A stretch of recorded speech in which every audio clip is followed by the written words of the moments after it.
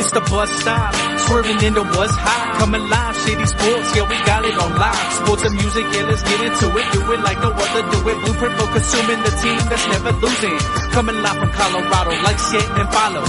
Shady Sports, the motto, fresher than avocado. Play by play and ball for ball, we coming to you from afar. Day to day and call for call, we talk about it all. Yeah, this the bus stop, talking sports and hip hop. Jump on the bandwagon, cause we talking what's hot. 8303, Denver, what's happening? We got sports action, so take a ride with us if you DJ and a rapping. No capping, stand LinkedIn, bringing sports and rap news, stats news, and talking Denver's who's who. And we ain't hard to find, we on Shady Sports Network like all the time. Gemini and Statik got the ball, it's time to grind. It's the show you won't wanna miss, not one line. And ain't there not a show bringing what we bringing. So go ahead and tune in, man, we just hanging at the bus stop. Shady Sports, Shady Sports, Shady Sports, Shady Sports, Shady Sports, Shady Sports, Shady Sports, Shady Sports, Shady Sports, Shady Sports, Shady Sports, Shady Sports.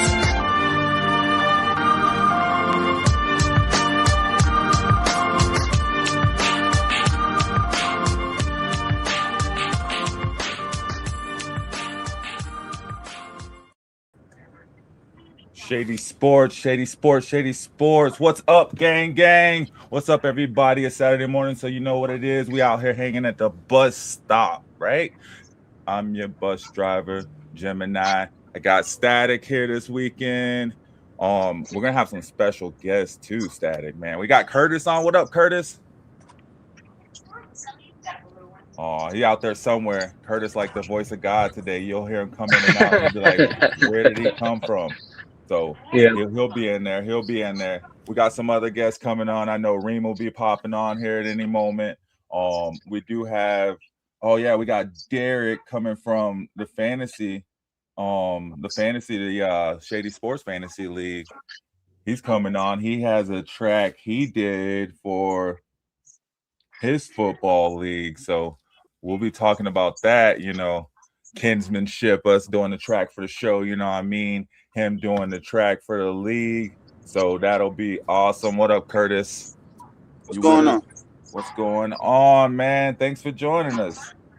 Yeah. It's good to be here. I know. It told me to tap in a while ago. I finally got some time on my way home from work.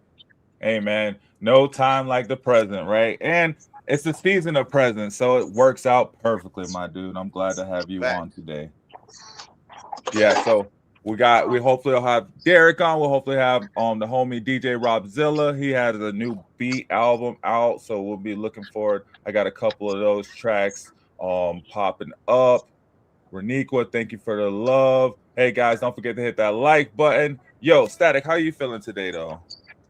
I'm feeling good, man. I went on a little bit of a hiatus last weekend, but it feels good to be back at the bus stop, talking more about some sports and music. I need that. I feel like everybody needs that at least once a week, definitely. So being able to, have this platform for us to all kind of just spitball all these topics and, talk about everything on our opinions and everything as they are just opinions. Mm-hmm. Right. But yeah, no, I was feeling happy about it. Opinions. I think we speak for the fans, right? I like to think I speak for the fans. I mean, I talk to people throughout the week, and then it just happens. It happens to be the popular opinion.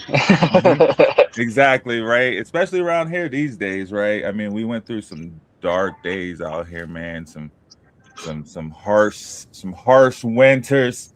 You know what I mean? Some cold summers. You know what I'm saying? So it's really, really, really good to be able to look back and go, oh man. I'm sitting on top of the league, top of the world. You know what I mean? So, what up, Reem? What up? Good with it. What's good with it, my dude? Getting started. Let's go into it. So, we're gonna be talking some NFL, guys. We'll talk some NFL. We got some NBA talk, and we got Statik Stand with some music, New Music Friday, and then of course some other music, some other guests talking music. So, you know how we do it over here on the bus stop, at the bus stop. Thank you guys for hanging, rolling with us today. Go ahead and buckle up, strap in. We'll hit you with the promo. If you haven't already, head over to our YouTube, Shady Sports Network. Hit that like, hit that subscribe button, and hit that share button. Tell a friend, right? Renika, hit that share button. Go hit that like button. Hit that subscribe button. Tell a friend. And thanks for joining us today. We'll get that promo in. Let's get it going, guys, and we'll be right back.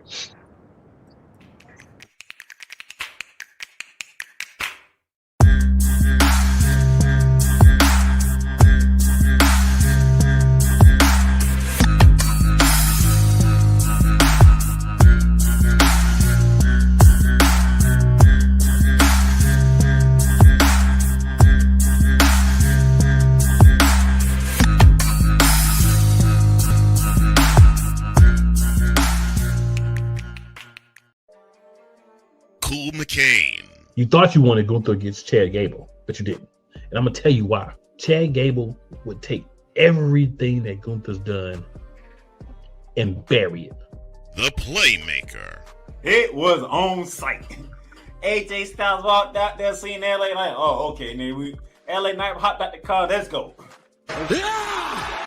Break down everything in TNA, AEW, and all of the WWE programming. Join these two kings, monarchs of wrestling, live every Monday at 6:30 p.m. Eastern, 5:30 p.m. Central on the Play Caller Sports Talk YouTube channel.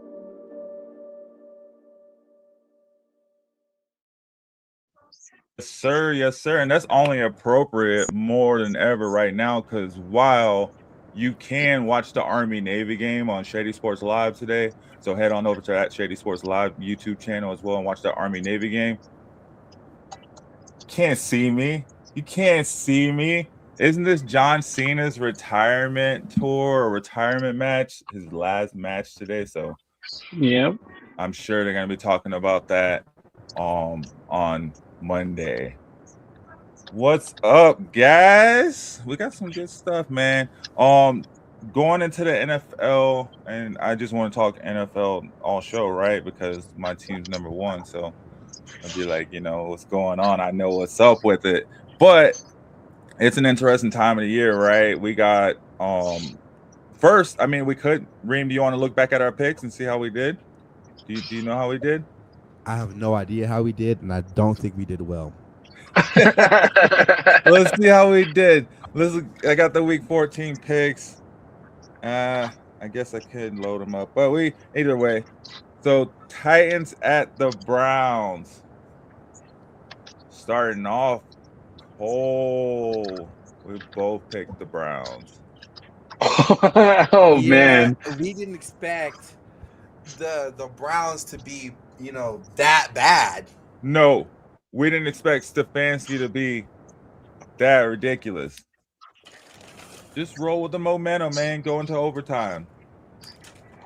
it was a good game and a good watch overall, though. That was a game for the ages because we've seen Cam Ward and we've seen Shador coming up in the early stages of the preseason and whatnot during the draft and all that, how they're talking about going 1-2, this and that. So finally got to see the rookies duke it out. Finally got to see them go head to head. We know that they have good relations and that there's a friendship and a bond there coming up in the same draft. So it was definitely cool to see them go up head to head and see, who came out on top. Yeah, but you see who got Rookie of the Week. It was Shador. Mm-hmm. In case you didn't know. Yeah, I was waiting to see. I was waiting to see the Dylan Gabriel interview about it, but I guess they probably won't put that out. They probably won't have that interview, huh? You got to see his wife's TikToks for that. Oh man, next game, Colts at the Jaguars. We both picked the Jags. Did the Jags win? Dominated. Okay, cool. I probably should pull up the scores while I'm doing this. Yeah, I don't remember all the scores. Let me get that up. Yeah, the Jags. It's 1936 Jags. Yeah, good game for the Jaguars, which is I hope they take. Gosh, they're playing the Jets today, but we got to play them in like 2 weeks, and they'll have a chance for the first seed. So we need the Jags to stumble, but I like the Jags. We both picked the Jags though. And they're sitting at 9-4. 9-4. You see, this is why we got to have Statik on. He keep all this technical stuff. I'm like, let's just hope.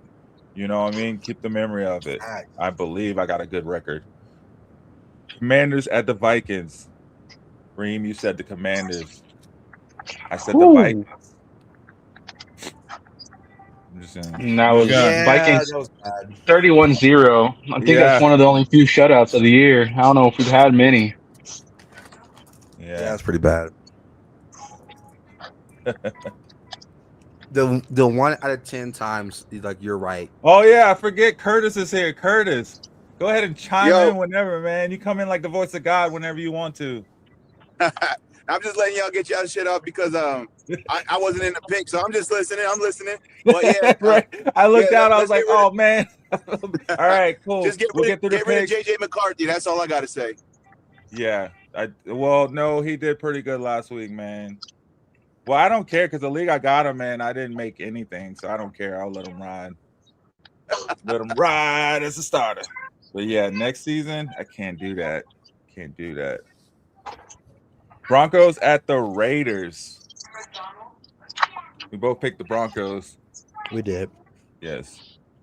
Did the Broncos lose? What was the score? I don't know. It was 24-17 Broncos. Hey, I said 33-10, and Reem said 14-10.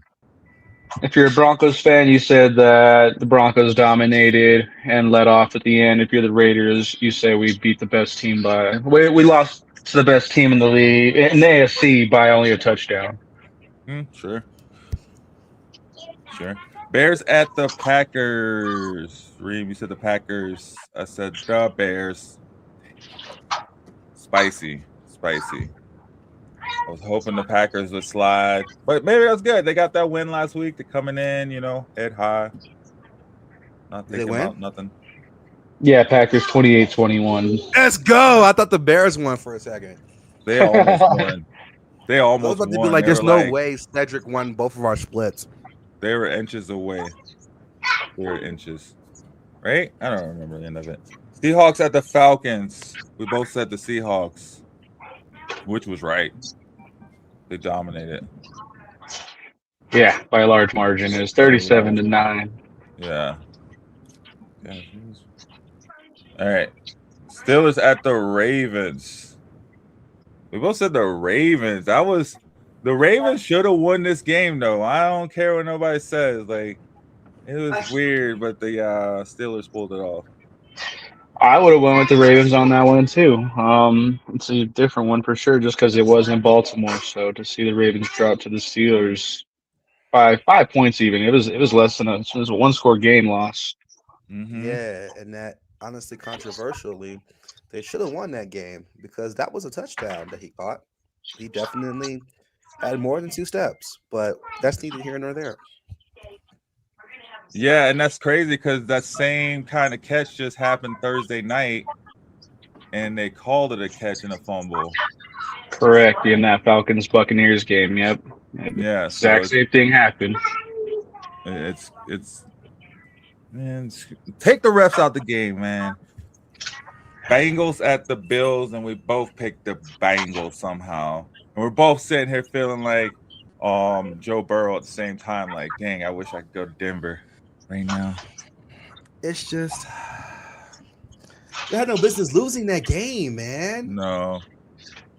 I don't know. Like, no up, business but they at did, all. though. They don't have a defense. That, and I feel like Burrow's still kind of, getting used to coming back and getting used to those reps and everything like that. Because, overall, he had a good day, 25 for 36, 284 yards, 4 touchdown passes, and he had 2 interceptions. That's kind of, where that plays a factor into the score, where I think, the Bengals had a good chance at that if you take those mistakes off the board. Yeah. And Trey Hendrickson's out for the rest of the year, too. What? He was like, I'm good. I'm not doing this no more. I'm just saying, man, getting used to Jamar Chase and T. Higgins, man, such a hard job. T. Higgins is out, too, today. T. Higgins is out? Dang. Yeah, concussion protocol. Yeah, concussion. Yeah. Another one, Dolphins at the Jets. Tua was, what was it, like 0-5 against the Jets or something like that, or 0-5 against cold weather, and the Jets were like 0-7 against Tua. It was some weird record against some weird record. But anyway, like I said, the Dolphins came out and looked like the 82 Dolphins or whatever, dominated. The Jets, I don't know. Tua owes his running backs and rushing a dinner or something, just because that was heavily influenced by Jalen Wright and Achan. Honestly, they had a breakout game and So much performance. so where Achan had to literally take the entire week off until like yesterday. Like, I gotta take. I need a break. I need a break. Yo, Curtis, what's up with your Jets, man? I mean, it's a typical Jet. You know what I mean? Just same old Jets. Yeah. Sadly, I'm a Jets fan, but same old Jets. You know, we traded away most of our good pieces, so I know we're already packing it up for next year, and I like to see how Brady Cook looks this week. So we're gonna start Brady Cook at QB, and I don't understand why we didn't trade Breece Hall. I know we wanted a second or third round pick from KC, and they offered a fourth, but he's a free agent at the end of the year, and he's gonna leave anyway, so we're gonna get nothing from him. So we should have traded Breece Hall. It's just sad because I liked all, you know, like 3 years ago when we had all them players, it looked like we was about to do something, and typical Jets they do what Jets. I mean, we're worse than the Browns at this point. You know what I mean? But not as bad as the Titans, though. Not as bad as my Titans. Nah, but nowhere near as bad as the Titans. And the Titans just beat the Browns, so I don't know what any of you guys are talking about. No, oh man, Saints and Tampa. I forgot what I was gonna say. Oh yeah, no, Broncos are stupid. That's why Breece Hall is still playing for the Jets. Are the Jets positioning for Fernando Mendoza? One of those two quarterbacks, right? It looks like we got two quarterbacks popping up out of nowhere. Fernando's in the lead for the Heisman, right? That's, wow. Yeah. I don't. It's the Jets. Who else? The Browns are still in play for it. I think the Saints are still in play for it too. Yeah, and then the Raiders and Titans. They're all the Raiders. Oh yeah, the Raiders definitely need. They're gonna draft like 4 quarterbacks. So yo, bro. And the Raiders 2025 highlights are gonna go down as the worst of all time. I can see that. I can hear the circus music playing as they do it. Like 10 sacks, bro. Diabolical. Who's their quarter? Well, anyway, Saints at Tampa Bay. Obviously, we both picked Tampa Bay because why would you pick the Saints? The Saints are garbage, right? They had no reason to win this game, right? Tampa Bay had every reason to win this game as they're trying to break away from Carolina, right? And win their division, not lose their division that they won for the past, 6 years, 5 years? No. They didn't have that. They didn't want to come out. What happened? I think it's just, I think it's just the season, and tis the season for nothing to lose teams to turn out and wreck the playoffs and change the whole overall picture. So that's exactly what they're doing. They're playing street football. Give me one moment, guys. I'll be right back. The Christmas miracle happened. Right. Yeah, and it's definitely one of those things where I feel like it's just mainly you're going to start seeing all these teams like the Titans. You're going to see the Raiders. You're going to see all these teams play with nothing to lose because, I mean, that's truly where they stand, and that's just going to be one of those things that affects the playoffs heavily. Those affect the playoffs heavier than top teams losing.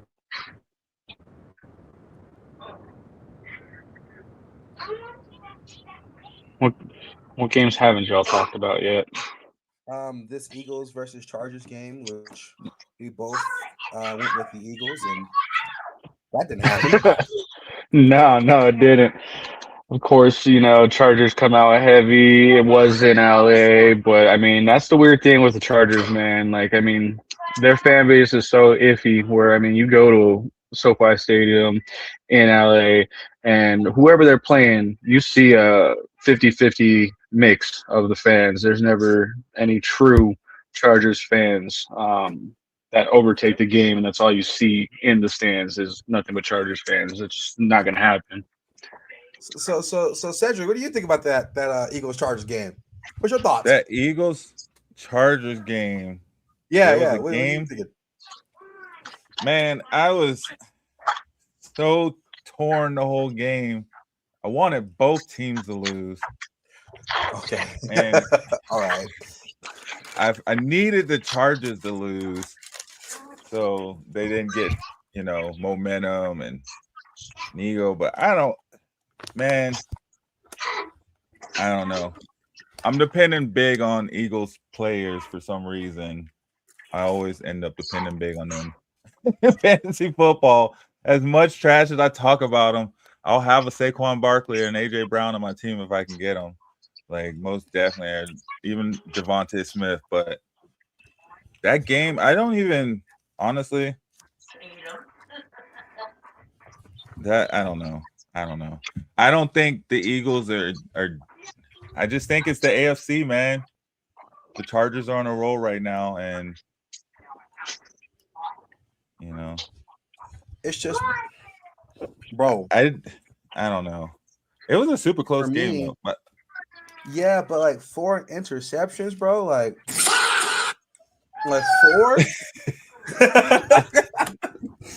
I felt like that was like the play calling, man. The coach,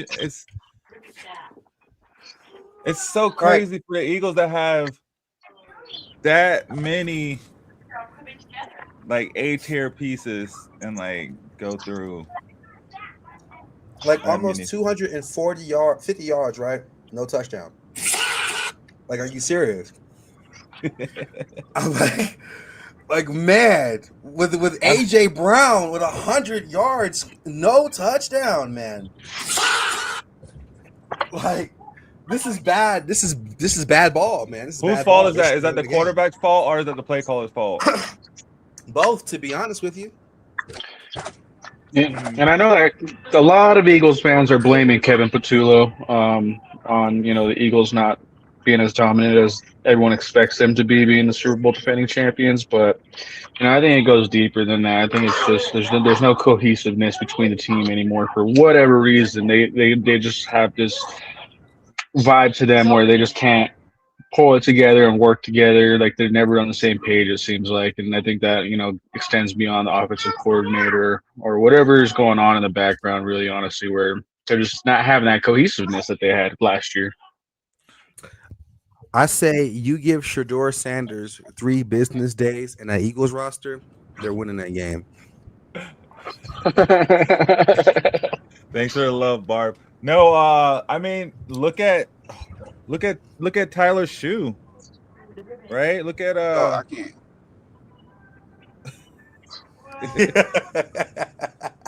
Hey, Tyler Shoe at least had 2 touchdowns. I'm just saying Kellen Moore is a good play caller. Is all I'm saying. Like, I mean, sure, I guess, but Saquon with 120 yards on the floor and still lose. You lose to Justin Herbert with a broke hand. Justin Herbert picked his thumb up off the ground, stuck it in his hand, was like, all right, he was softball, slow pitching out there. I'm telling you now, bro, you could put Statik behind the line of scrimmage and he's winning that game. Just saying, man. God, leave. No pressure, no pressure. My man Derek, just to bring you right on, my dude. What's going on? Not much, fellas. Thanks for having me. Heck yeah, we got a round table building. I'm loving it. And perfect timing. We're finishing up our picks. I think that was the last of the picks. For some reason, we had a clean sweep of the Eagles. Who let us pick the Eagles? Who was that Eagles fan that was on here?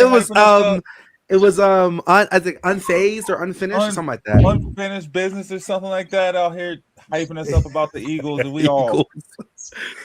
The irony is they had Jalen Hurts as their profile picture. Gosh, he did that. It's funny. I get to listen to your guys' show every now and then, and every time I've been on, it's been primarily Eagles conversation. So I know. How do we get to that? We got to hold on. I thought y'all was just Eagles fan. Bo Nix, right? Dominating the NFL. Bo Nix, he is the only quarterback from this draft class with 21 plus wins. Name another quarterback from that draft class that has as many wins as Bo Nix. I think it's safe to say that without injury, Jaden Daniels would be in that conversation. But for sure. it's just one of those things. Well, it's fate cool happens. to say, like, what ifs. Is it Drake May also in that same draft class? Yeah, Drake May got like 13 wins. 14 wins. He got 13, or I think he had like 13 or 14. And the same amount of touchdowns. That's who. What's good with it? Yeah, but Drake May got. All right, whatever, guys. Talk that talk. So, all right. Ask you a quick question, Cedric. If you had to choose for the Broncos, Drake May or Bo Nix, you keeping Bo Nix? All right. Where's my notes at? Okay, that's what I thought. I keep Bo Nix, man. Hey, wait, with the same team? The same team. You got to roll with your guy. Yeah, I keep Bo Nix. He can do everything Drake May can do. All right, looking at the moving forward though. Which AFC bubble team is most likely to sneak into the playoffs? The Steelers. Who said what? Hold on. Reem said the Steelers. The Steelers? Aren't the Steelers aren't a bubble team? The Steelers are top of their division. Oh. They beat the Ravens, bro. Yeah. The Ravens, 6-7. Cincinnati, 4-9. Cleveland, 3-10. What's the Ravens record? Should probably have this stuff pulled up. Baltimore coming in. Or no, Steelers. Steelers are 7-7 now. Or no, 8-6. Yeah, right now as it stands, the bubble teams are the Colts, the Lions, Ravens, Buccaneers, Chiefs, Cowboys, Dolphins, Vikings, and Bengals. Colts, Lions. Oh, you're doing Lions, both together. All right. Yeah, and then you got are the Texans a bubble team? Who cares? No, they're not going in the playoffs. Texans they're currently the 7th seed. Ooh. Who cares? The Texans suck. They're not going to do anything. Yeah, but they're playing the Cardinals in this next game, so that's going to extend their ability to hold that 7th seed. Did I hear you guys say the Texans are not going to do anything? They got the number 1 defense in the NFL, and they've been destroying people. They're still not going to win. What happened when still not going to win what? They're not going to go to a deep playoff run? Oh, so the question was who's going to sneak into the playoffs? Who's going to sneak into the playoffs? But they're already in the playoffs, so. What I'm saying is they're already in the playoffs, but it doesn't matter because they're not going to do anything when they're in the playoffs, in my opinion. Who would they play now as a 7th seed? They play the 2 seed, so likely be the Patriots or the Broncos. No, I'd be New England. Yeah. That's a zesty matchup. Dang. Yeah, if it's Broncos, it's number 1 and number 2 defense. Yeah. Number 2 defense. And yeah, who do you trust more, Bo Nix or CJ Stroud? Hey, Bo Nix is number 1 in his mom's life. What? Going up against the Broncos defense and Stroud, I can see him going concussion protocol end of first quarter and Broncos holding out. Repeat of game 1. Yeah, repeat. He's repeat. Out. Yeah. No, man, I like the Texans' chances. I mean, they got what you call a puncher's chance, and they can knock some folks out real fast. And I think of the Giants when they creeped into the playoffs that one year as a wild card team and ran the table, and then knocked out the Patriots. Curtis. Same situation. Great defense. Offense was not anywhere to be found, and then certainly they started clicking once the playoffs hit. You know, when you get good in January, that's all that matters. Make the tournament and get good in January. What happens if they do lose in the playoffs, though? Who's getting fired? Nobody. Well, that'd be 3 years in a row. That they made the playoffs and didn't win? Yeah. Yeah. Based on what they had this season, the adversity they've gone through, this is D'Amico Ryan should be looking at coach of the year consideration, not potentially getting fired. Oh. Yeah. I mean, look at that turnaround, man. It was a quick turnaround for sure. So much so to where like Deshaun Watson's still playing. But he's only played like one season since, or not even a full season since. Talk about a fall from grace, man. That's the worst story in NFL history, if you ask me.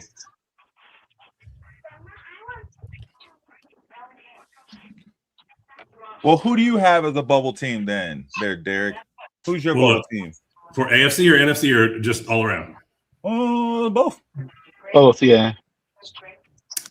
Well, I personally think the Super Bowl contender of the NFC is going to come out of the North this year. So depending on who is the wild card team versus the division winner, I think that the games this weekend, Lions versus Rams and Broncos versus Packers, are going to have a huge determination on what that looks like. And then, of course, you don't know that the Bears are going to just walk over the Browns with Shador at the helm right now. So they got big NFC North matchups coming up this week. Me being a Lions fan and this being the year that I predicted they would make it to the Super Bowl once the Dan Campbell era started, I still got my hopes up, but I've kind of put them as just a stretch goal team because they certainly have the talent on offense. There's no denying that. Potentially the best tailback in NFL history, at least the most productive in NFL history right now, and Jahmyr Gibbs and yes, sir. Dave Montgomery carrying the rest of the load for those tough yards, man. They got a real good situation on offense. And somebody I heard earlier today that said Amit Roberts might be the comeback player of the year this year on defense for them. So, but they lost Brian Branch. So both their star safeties are out for the remainder of the season. So they're going to be suspect deep. If they can figure that out, they're going to be very, very hard to beat. And then the Packers, they're mentioned in the top defense conversation every single week too. So between those two, I think those are my bubble teams that could make it. I don't believe in the Bears yet. Bears. Fire Ben Johnson. What'd you say? I said fire Ben Johnson. What? Ben Johnson's doing an A+ job over there. I know. Fire him. I'm a Lions fan. I need him out of there. That dude is scary. I mean, luckily you guys have phenomenal players, and you be in this, I mean, you are kind of in the same position as the Eagles for the most part. Yeah, you're right there on the outside looking in too. Top records in the league last year, and on the outside looking in right now. It's hard, man. It's hard out here for a pimp. That's what they say. It really, really is, man. You gotta keep people happy. What do you get? I missed the beginning of the show. How are you guys feeling about Phillip Rivers as the choice? We didn't even talk about that. No, we didn't talk about that at all. We hadn't even gotten to that. But I mean, all the other guys sitting on the couch right now that could have got a shot. I mean, nobody wants to talk about Cap, but Cap has showed that he's ready. He's posting videos every day. Superman, Cam Newton, staying in shape, posting videos every day. Yeah, but Phillip Rivers knows Steichen's play system. He can walk in there, he can play the game like that. Yeah, but he hasn't got off the couch in 4 years. He's not out there working out. They just gotta finish the season, right? And then he doesn't have to worry about a controversy between is he gonna stay? Now I got what's his name, Danny Dimes. How soon is he gonna be back from surgery? Are we gonna have a quarterback back? This and that. You know what I mean? Like Phillip Rivers come in. He get his little check for the next couple games, and then he's out. He's like, I'm good. I'm a granddad. I'm not trying to do this continuously. I'm done. Yeah, so honestly, I think the dude that they have as a backup that's on concussion protocol right now, the Notre Dame quarterback, is actually did a really, really good job as a fill-in last week and has an opportunity to potentially replace Danny Dimes. I think when they drafted Riley Leonard, they were looking at him as potentially their starter, and Richardson and Danny Dimes were just supposed to be the bridge quarterbacks to get to Riley Leonard. Riley Leonard came in and balled out before he got hurt. So it's trajectory up for these Indianapolis Colts, man. I'm scared of them. They look too good this year. And didn't Phillip Rivers train Riley Leonard? I don't know that story. He helped train him for the draft. I don't know. Riley Leonard just said in the interview last week or whatever his last interview, they live right next to each other. They've grown up. He grew up living next to Phillip Rivers. So yeah, it's a whole. They're connected. So that's probably another reason too. He's in there. He can come in and still mentor the quarterback young quarterback while the quarterback goes through recovery. So I don't know. I heard one thing from you that I did not know. That means Riley Leonard's family is rich. Yeah. Right. I mean, clearly you went to Notre Dame, so I mean, I don't know. I don't know if I can find the clip. I'll have to see if I can find it. But yeah, he like said like, yeah, we grew up. I grew up, you know. I gotta take it back. Live close to him, so it's I know him. So yeah, he helped train him for the draft. So it's a whole thing. Like as far as like fitting in, and he is the right person for that job. I'd say like everybody else would come in for selfish reasons, which I don't think would help them. They're not. Are they going to make the playoffs? Are the Colts making the playoffs? Probably. Even with Danny Dimes, were they making the playoffs? With Danny Dimes, they were for sure. They were. Yeah, with a healthy Danny Dimes. Remember, he's been injured the last 2 or 3 games. And true. He finally felt like he was good enough to play and then tore the Achilles, which every time you have that calf strain, it ends up in an Achilles tear if you keep playing. But there's nothing you can do. You can't not play with a calf strain because it's going to eventually tear anyway. It's like you can't sit on the sideline for 10 weeks and think you're going to come back. The calf strain is going to reappear. You're still going to get the Achilles tear. So you got to play through it, get the tear, get your surgery, and get back. Unless you take some time out and do stem cell. That's an option, but people aren't doing that. They're not opting for that. Isn't that what CMC did? That's what all the great ones are doing, man. Didn't he go overseas? I believe in that stem cell stuff. The UFC is kind of what happens in Mexico. They've got a whole facility down there where you go down there and they do it right the whole way. Your rehab's down there, you're staying down there, your food, everything. They're smart about it. Now NFL guys and college guys are starting to go that UFC route because they figured the whole thing out now. It's like stem cells is damn near a miracle drug for repair, not for like cancer or anything like that, but for repairing ligaments, for repairing bones, stuff like that. Anyway. All right. Let's get this bus back on track. We're rolling right now. Well, thanks for having me on, fellas. I'm really happy. No, we good. Hey, we ain't even got to your portion yet, though. We'll get there to the music for sure. Well, we're talking football. That's my portion. We're talking football, right? Tell us a little bit about yourself. Might as well. You go ahead. Well, yeah, I'm Derek Duncan, owner of the A7FL Nevada and LA divisions, former high school and semi-pro quarterback, former team owner, former OC and DC, also in semi-pro. Got involved with the A7FL to potentially own a team and compete in that league, and decided to become a division owner instead, and have had some great success. But the reason you guys have me on, that's how I know the crew here. But why you guys have me on today is because for the A7FL, I wrote a theme song, and the guys liked it enough and heard about my music background from when I was younger. That is why they brought me on today. I got the invite. So at 18, 19 years old, I was a budding rapper. The group was called Ex-Felon. The label was Closed Casket Records. We were in the studio for about 2-3 months, developed what was going to be what I thought was a great album.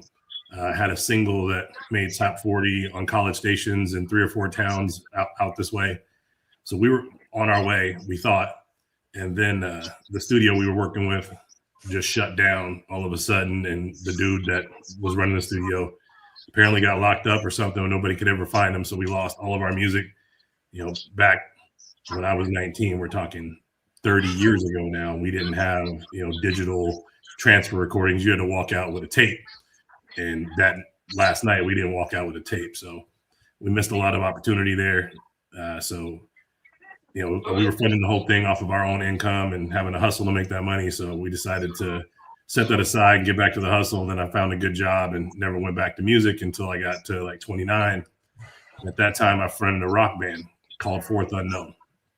So we were kind of like Linkin Park type situation where Stone Temple Pilots meets Eminem, if you will. So I would sing and rap, but we were primarily singing. We hadn't put the rap bars in on what we were doing yet. So we still got like 5 or 6 songs that I'm going to say it and y'all going to laugh at me, that you can still find on MySpace. But was pretty proud of what we were doing there. And, I've always been somewhat musically inclined, picked up the bass violin at age 6 and started playing with that. It was too big for me, obviously, at that age, and then grew into it. And by the time I was 11 years old, I was considered the best bass violinist in the state at a high school level. So musically inclined in that regard, and I got a good ear for it. So I've always stayed somewhat connected to music and a big music fan. I'm not really into the music game, if you will, the popularity and things like that. But I won a few rap contests. I won one that Mac 10 hosted back in 1997. Won that thing and got a little demo that I did for them. So, I had some chops in the rap game, but it is what it is. Still got some connections out there, friends with guys like Dame Dash and some folks from Bone Thugs and Harmony and whatnot. So we try to keep connected to our people. Just recently got connected to Bink, the producer in LA. He's helping out with some A7FL stuff. But so I wrote a song for the A7FL, a theme song. I had asked like 6 different people to try to record it. None of them did over the last year and a half, 2 years. And then lo and behold, AI starts making it so it's real easy to take your lyrics, give them a theme, kind of space it out and do your thing. I used a platform called Top Media Eye, and took my lyrics, put it in, gave it the feel and thing I wanted, did like 15 different versions of it. And I finally came up with one I was real happy with and shared it with the fellas. And they were like, you should come on the show. So here I am.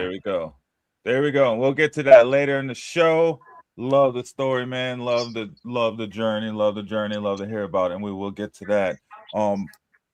Right now, though, we got to get to these NFL picks for week 15. So let me get the schedule pulled up. Keep this bus on track. And thank you for being on, Derek. We're gonna have some fun, man. Like music, I think you'll see, man. Music is life, I think, for anyone, right? Like, okay, weeping may endure for a night, but joy come up in the morning. Yeah, we got church. It's Saturday morning, but we're going to church today, guys. Yeah, go to if church only he knew day, some man. other artists that could help him, right? We got artists all around, man.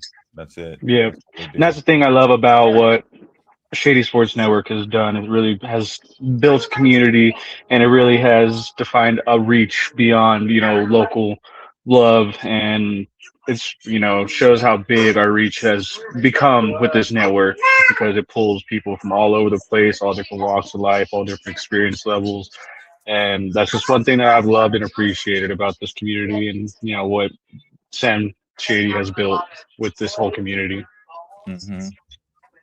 So yeah, man, appreciate you being on, Curtis. I know he was in and out. He was driving like back and forth from Ohio back to his home. So thanks for even joining while you're driving, man. That's some dedication. Love having you guys on. And exactly, like, we keep it going. So hey, back to it. Week 15 though. Let's go ahead and get into it. We'll start with Morning game of games. the week. Huh? Are you talking about morning? I was going to say morning games, but every game is game of the week if you're asking Gemini. So what's game of the week, Jim? Morning game of the week. You're right. Morning game of the week. Browns versus the Bears. Two of the past two most controversial quarterbacks from the last two drafts. Man. I'm going to go with the Browns. I'm going to have to be different, man. I don't know, man. I think I think Kevin Stefanski is finally getting past his like aversion from using Shedeur Sanders, especially with the down the stretch of that last game. But yeah, I just think it's going to be Shedeur. I'm sorry, man. Perfect timing. Oh, I don't have a watch. Me either. My wrist is naked, bro. Either does he, though. He doesn't. Either does he. Derek, who you got winning this? Well, look, man, I'm checking the pundits here. Everybody's on the Bears. I'm also on the Browns. I am a big proponent of this year's NFL. Every time there is a surefire winner that is selected, it's usually the dog that raises up because they're being overlooked. I think the Browns are in that spot yet again, and they've already knocked off the Packers once earlier this year, but without Shedeur. that defense is still nasty. Myles Garrett is nasty, and if they don't figure out how to get Caleb some time, he is done. He might not make it out this game. So, give me the Browns in the straight up win. How many sacks do you think Myles Garrett gonna have for the season? I'm saying he's going to break the record, man. I liked what they did to him last week, rolling the pocket away from him the whole time, chipping him, double teaming him. That's the way to beat Myles Garrett. But you start doing that for too long, the other guys start to eat, and their D-line's entirely too good for that to last. So I expect them to have a game plan for that this week. It's not like the Bears are going to just take and run the ball like was done to them last week. So because they don't have the O-line, they don't have the backs to do that. So I think he breaks the record by 2 sacks actually this year. So we'll see how that works out. And Mark Gastineau's going to find a reason to complain. Is he still around? Who knows? He's somewhere probably. Thinking about it right now, what he's going to say. I'm just a hater, and I think Shedeur Sanders is going to win. I'm sorry. I got the Browns as well, honestly, and it's in a lot of greens with Derek, honestly. I think that defense is just going to hold strong to what Bears are, kind of declining in. They started off strong. They were doing real well for a good solid 3-4 weeks in a row, and they're on their downside now, and I think the Browns are going to expose that and take advantage of it this week. Yeah. Mark Gastineau's still alive, 69 years old. Wow. I want to know what Gabriel has to say. Nothing. It's been quiet wins since Shedeur had that good game. Yeah. Who you got in this one, Jen? It's hard because all you guys pick the Browns. I want to pick the Browns. I'll pick the Browns. Don't pick the Browns. They're going to lose, bro. I know. Curtis, who are you going with? Just to be that guy, I'll say the Bears. I should have been that guy. The Bears, just so you got one. The Bears are on a dominant. Hey, they don't got no receivers, man. All they can do is run the ball right now. Nah, Bears. They don't got no receivers. Is Odunze hurt? Yeah, Rome's been out for a while. No, Rome's been out for a while. Oh man. Plus, and DJ Moore got to too. Shedeur got to get his get back from the USC game. Oh, they're saying that Rome might be back this week. Yeah, I was gonna say DJ Moore. Don't they have DJ Moore? They got some receivers. What do you guys mean? They don't got no receivers, man. No, I think DJ Moore is hurt, but Rome's he fell off after like the first 4 games of the season. He just kind of fell off. Fantasy wise, for sure. Well, real life wise, he had like 4 yards one game. Very, very true. I like Cole Lovely, though. He's looking nice. I think I don't see why the Broncos did not pick up a rookie tight end, man. These rookie tight ends are looking so good. I don't know. Yeah, they had heavy faith in Ingram. Look what he did. Let me say Bears wide receiver depth chart. DJ Moore, Odunze. How do you say it? How do you say that? Somebody say it for me. I think it's Olamide. Zacchaeus. Olamide Zacchaeus, I believe. Why does their wide receiver depth chart look like a Bible chapter list? What in the world? It looked like some bad, That's hilarious. Paramount movie, some Tubi movie lineup. Tubi movie lineup. They just need a Zachariah in there. They don't have one yet. They got a Zacchaeus. Yeah, that's close enough. Crazy name. Close enough. Zacchaeus is diabolical. All right. Zacchaeus Luther? Is that his last name? No, I think it's Luther Burden. I think Luther Burden III is the name. And then Luther Burden III. Olamide Zacchaeus. How do you when say I that? It was a list, and it just squished them all together. That's on me. You can tell how many Bears games I've been watching this season. Facts. Same. None. Same. None. I might watch this one. Because they're playing Shedeur. So that's it. Moving on. We got Jets at the Jaguars. Jaguars. Dang, you came quick with it. Come on now. It says we thinking about this one? I We're pondering? mean, it is the Jaguars. Sorry, Curtis. No, I'm not even worried about it. I know the Jaguars gonna beat that ass, but you know what I mean? I mean, it is the Jaguars, though. Yeah, I mean, especially, hey, Jacoby Myers is like the wide receiver 1 on that team right now. He's dominant. Jacoby Myers, man, is eating right now. And if I was Brian Thomas Jr., I'd just leave. I mean, what are you guys? What am I, chopped liver? We will hear the AFL 7 song later in the segment. During Static Stand, when we get the music, guys, you know how the show goes. We talk sports. We talk more sports. And then we talk music. That's how we doing. Right? We gonna get it in, though.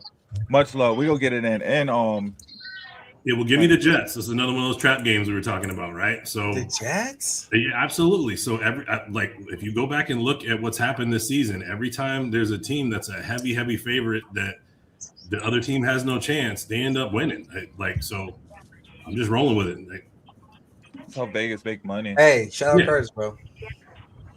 Hey, I'm just saying, I want to see Brady Cook looking good. That's a good sight for next year. That's about it. And if Brady Cook, if his take stands true, if that pick holds strong, that's going to move the Jags down quite a bit in the playoff picture. Who you rolling with? I think this week's going to turn everything on its head yet again. Good. We need it. Had Atlanta beating the Bucs last night. Nobody saw that coming. Game 1, done and dusted. What do we say? There was no way.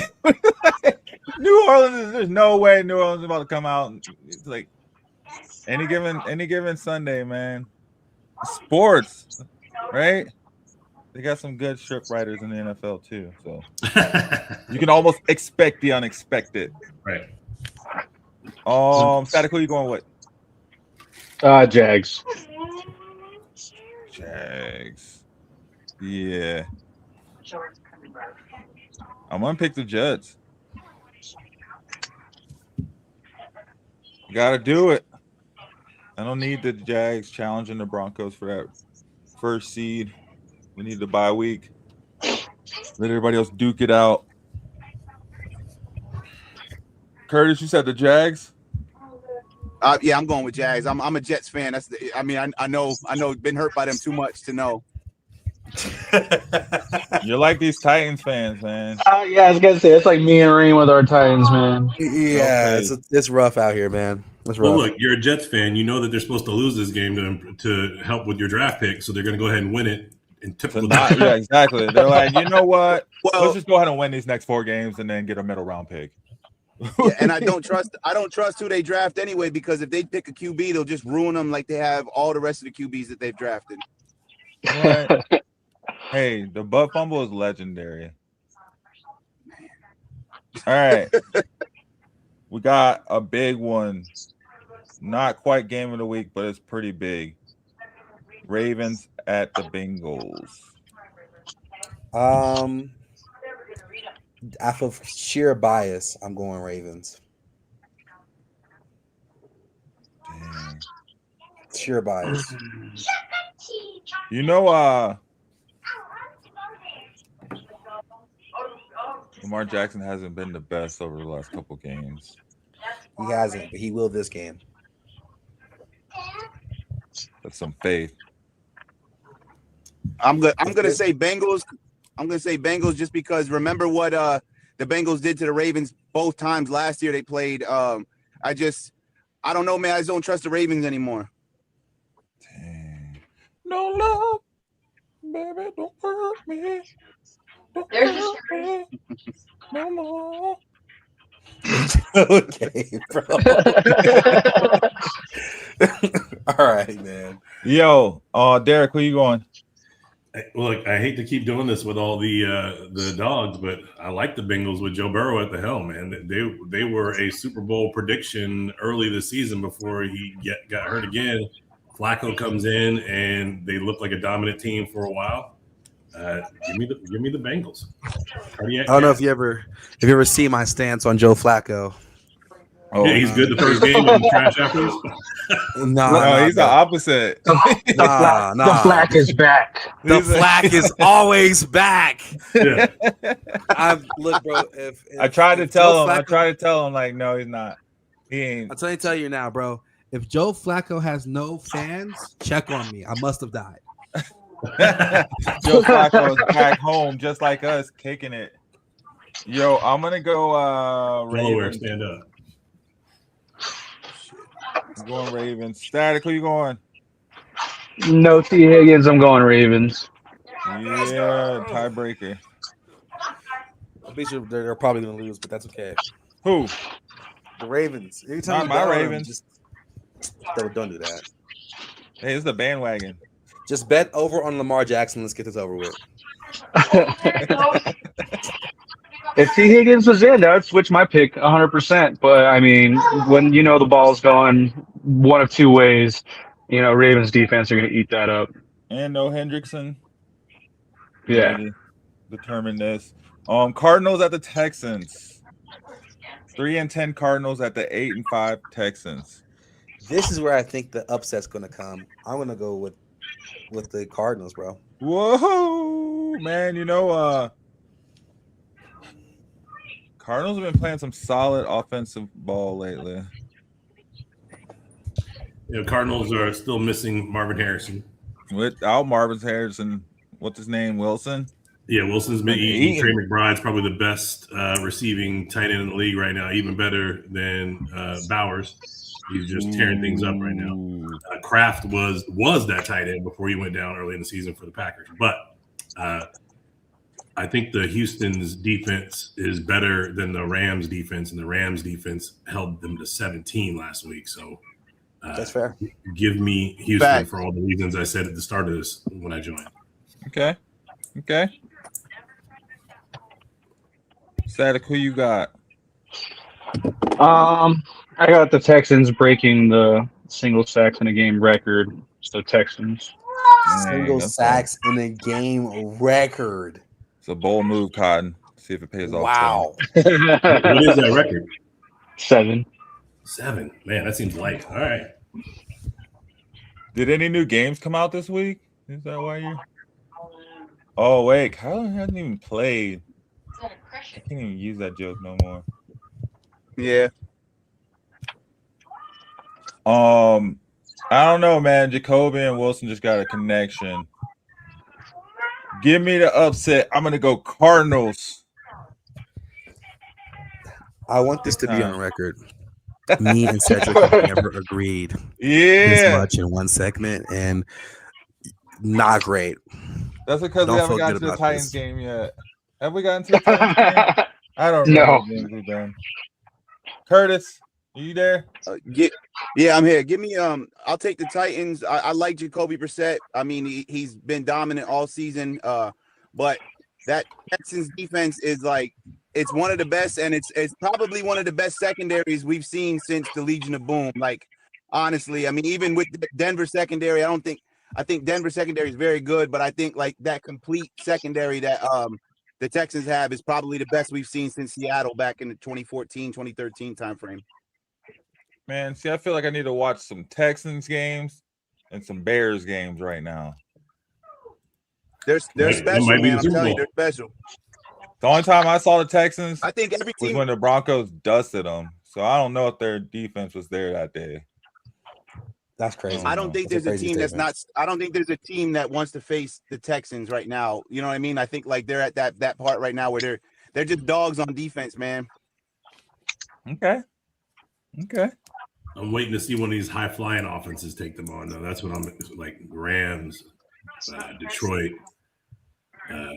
teams that are putting up 30 a game. What they do to them. I like to see Seahawks Texans. Seahawks Texans would be exciting. Definitely. We got a couple more morning games, guys. Chargers 9-4 at the Chiefs 6-7. Who you got? I just don't have any faith in the Chiefs. We can say a tie. You guys can say a tie if you want to. The Chiefs have been so mid this season. Yeah. Aren't they every season though? Even in a Super Bowl win, they're mid. Mm-hmm. Travis has butter on his gloves. Like, it's just this is not hot. I'm gonna go with Chargers, man.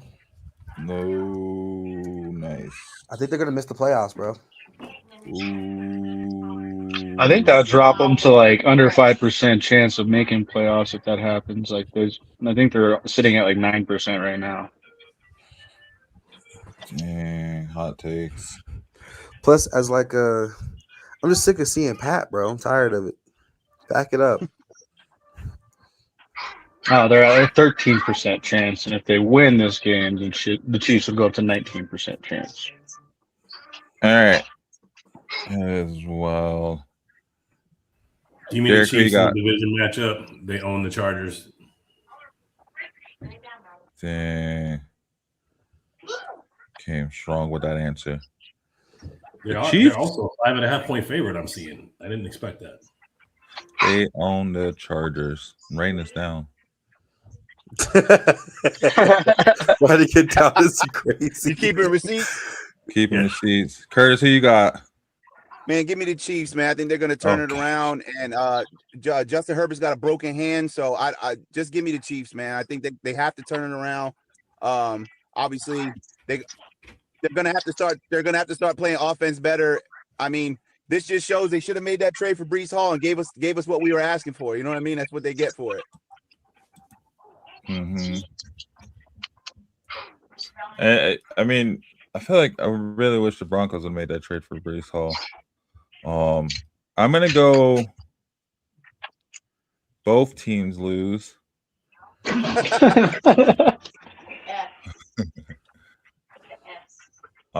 Gosh, I guess I'll go Chiefs, Chargers.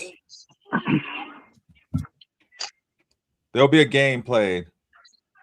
Who you got, Static? I got this being a very similar to like Dallas Cowboys win, where the Chiefs are going to win it, and you're going to have Chris Collinsworth calling them the best team in the world again. I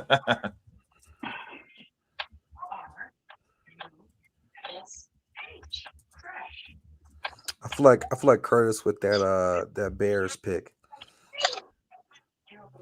against the Browns. The sole Chargers believer. Yeah, just pick a tie.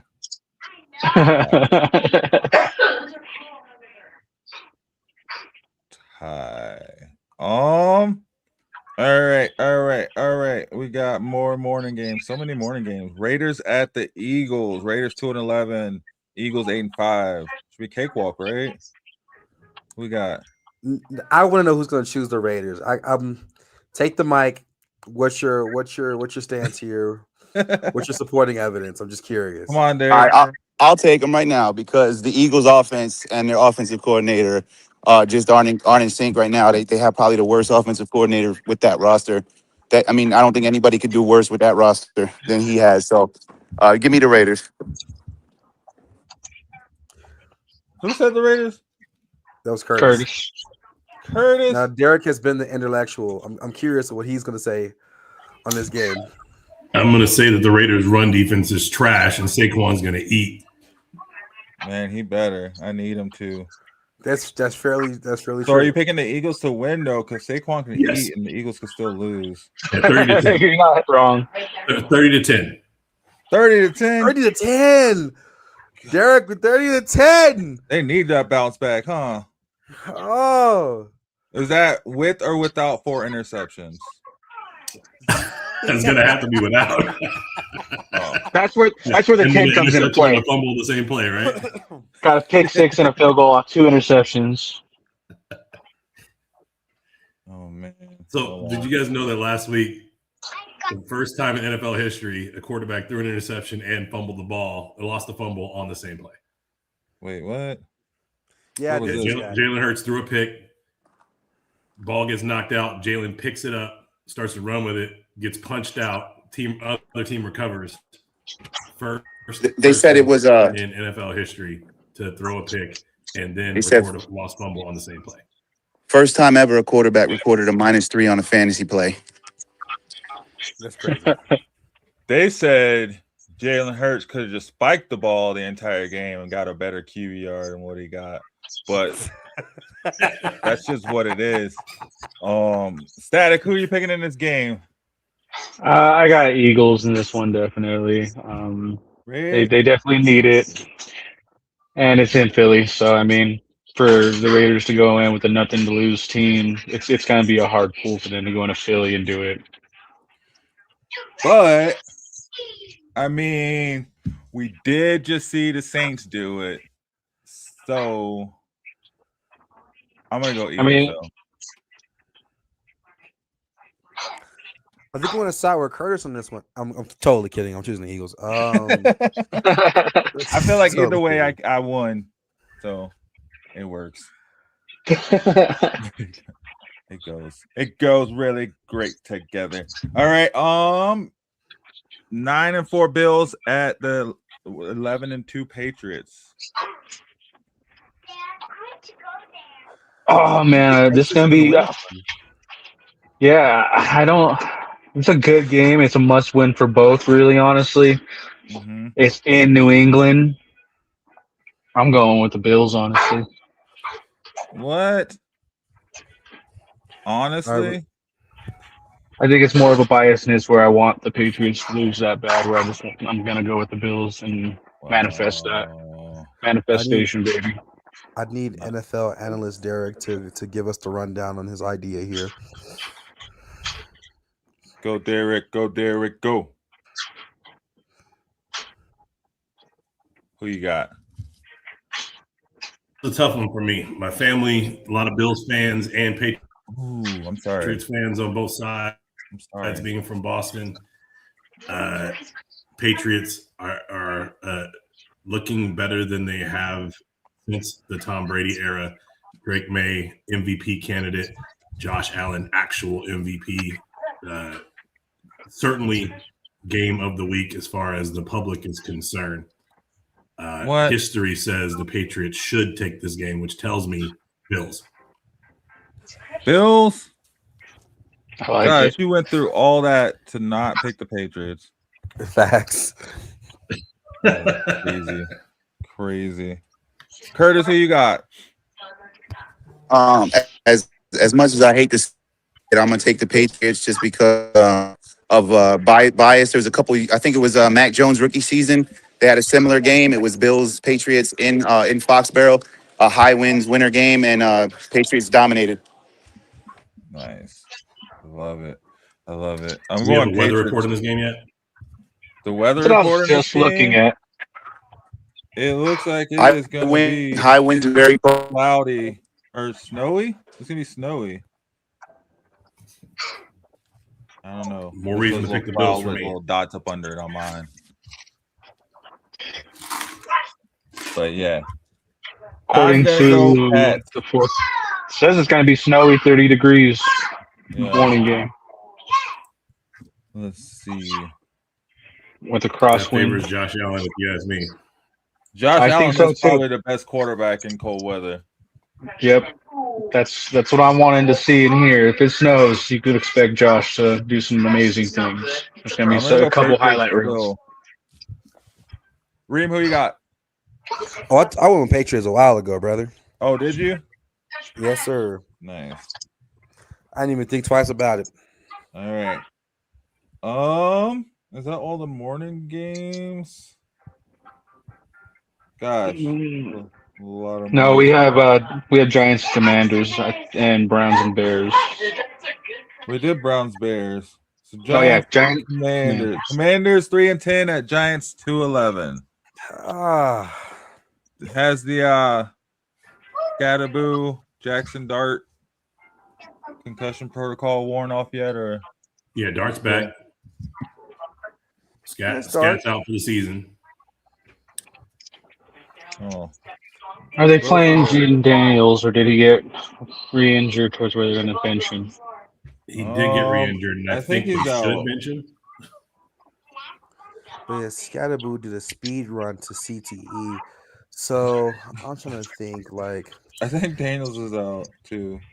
Yeah, Darius. Yeah, that's. I hope so, Not man. cleared for contact. They better not RG3 him. Not cleared They're yet for already contact. RG3ing him as we speak. Yeah, I know. Who's that? They can't. They got Marcus Mariota. They're not RG3, and they're praying for him to come back right away. That was the thought with RG3. Yeah, but specifically the thought with RG3 actually. Can't happen twice. But maybe it can happen 3 times. Anyways, so this isn't great. I want to hear Derek first. Derek's been spitting facts. I'm curious. I think the Giants with Jackson Dart is one of the better teams in the NFL, to be honest. So, whoa, hold on, pause. Yeah, no. What they had when they had the Dart and Scat, they were on the come up. Scat's gone. How many games have they won with Jackson Dart? Like one. How many wins they had? Huh? How many wins they have? You remember that they lost 6 games in a row after leading in the fourth quarter. So, yeah, but that doesn't make them. Shador got more wins than Jackson Dart. You're probably right, but give me the Giants over the Commanders in this spot. I trust Jackson Dart more than I trust Marcus Mariota. I don't even know Mariota's playing. I think he might be hurt too. Mariota has an offense built around him being able to come in and take it over. For sure, and he's done a good job. But you're right. And this is a hard one. This is definitely not the game of the week. No, I go with New York. I think they're going to put Jameis Winston at tight end. So, he clearly showed us he has footwork. So, I honestly, oh man, who needs Malik Neighbors when you got Jameis Winston? You're gonna put Russell Wilson on special teams. Yeah. Honestly, their punt returner is also going to be Jameis Winston. And they're trying to work on getting him to be their free safety too. Just still in works, but yeah, I'm going with New York for sure. So I'm gonna say this. I'm gonna say New York. Jackson Dart's gonna have 3 touchdowns, and then Jameis Winston 90 receiving yards, 7 targets.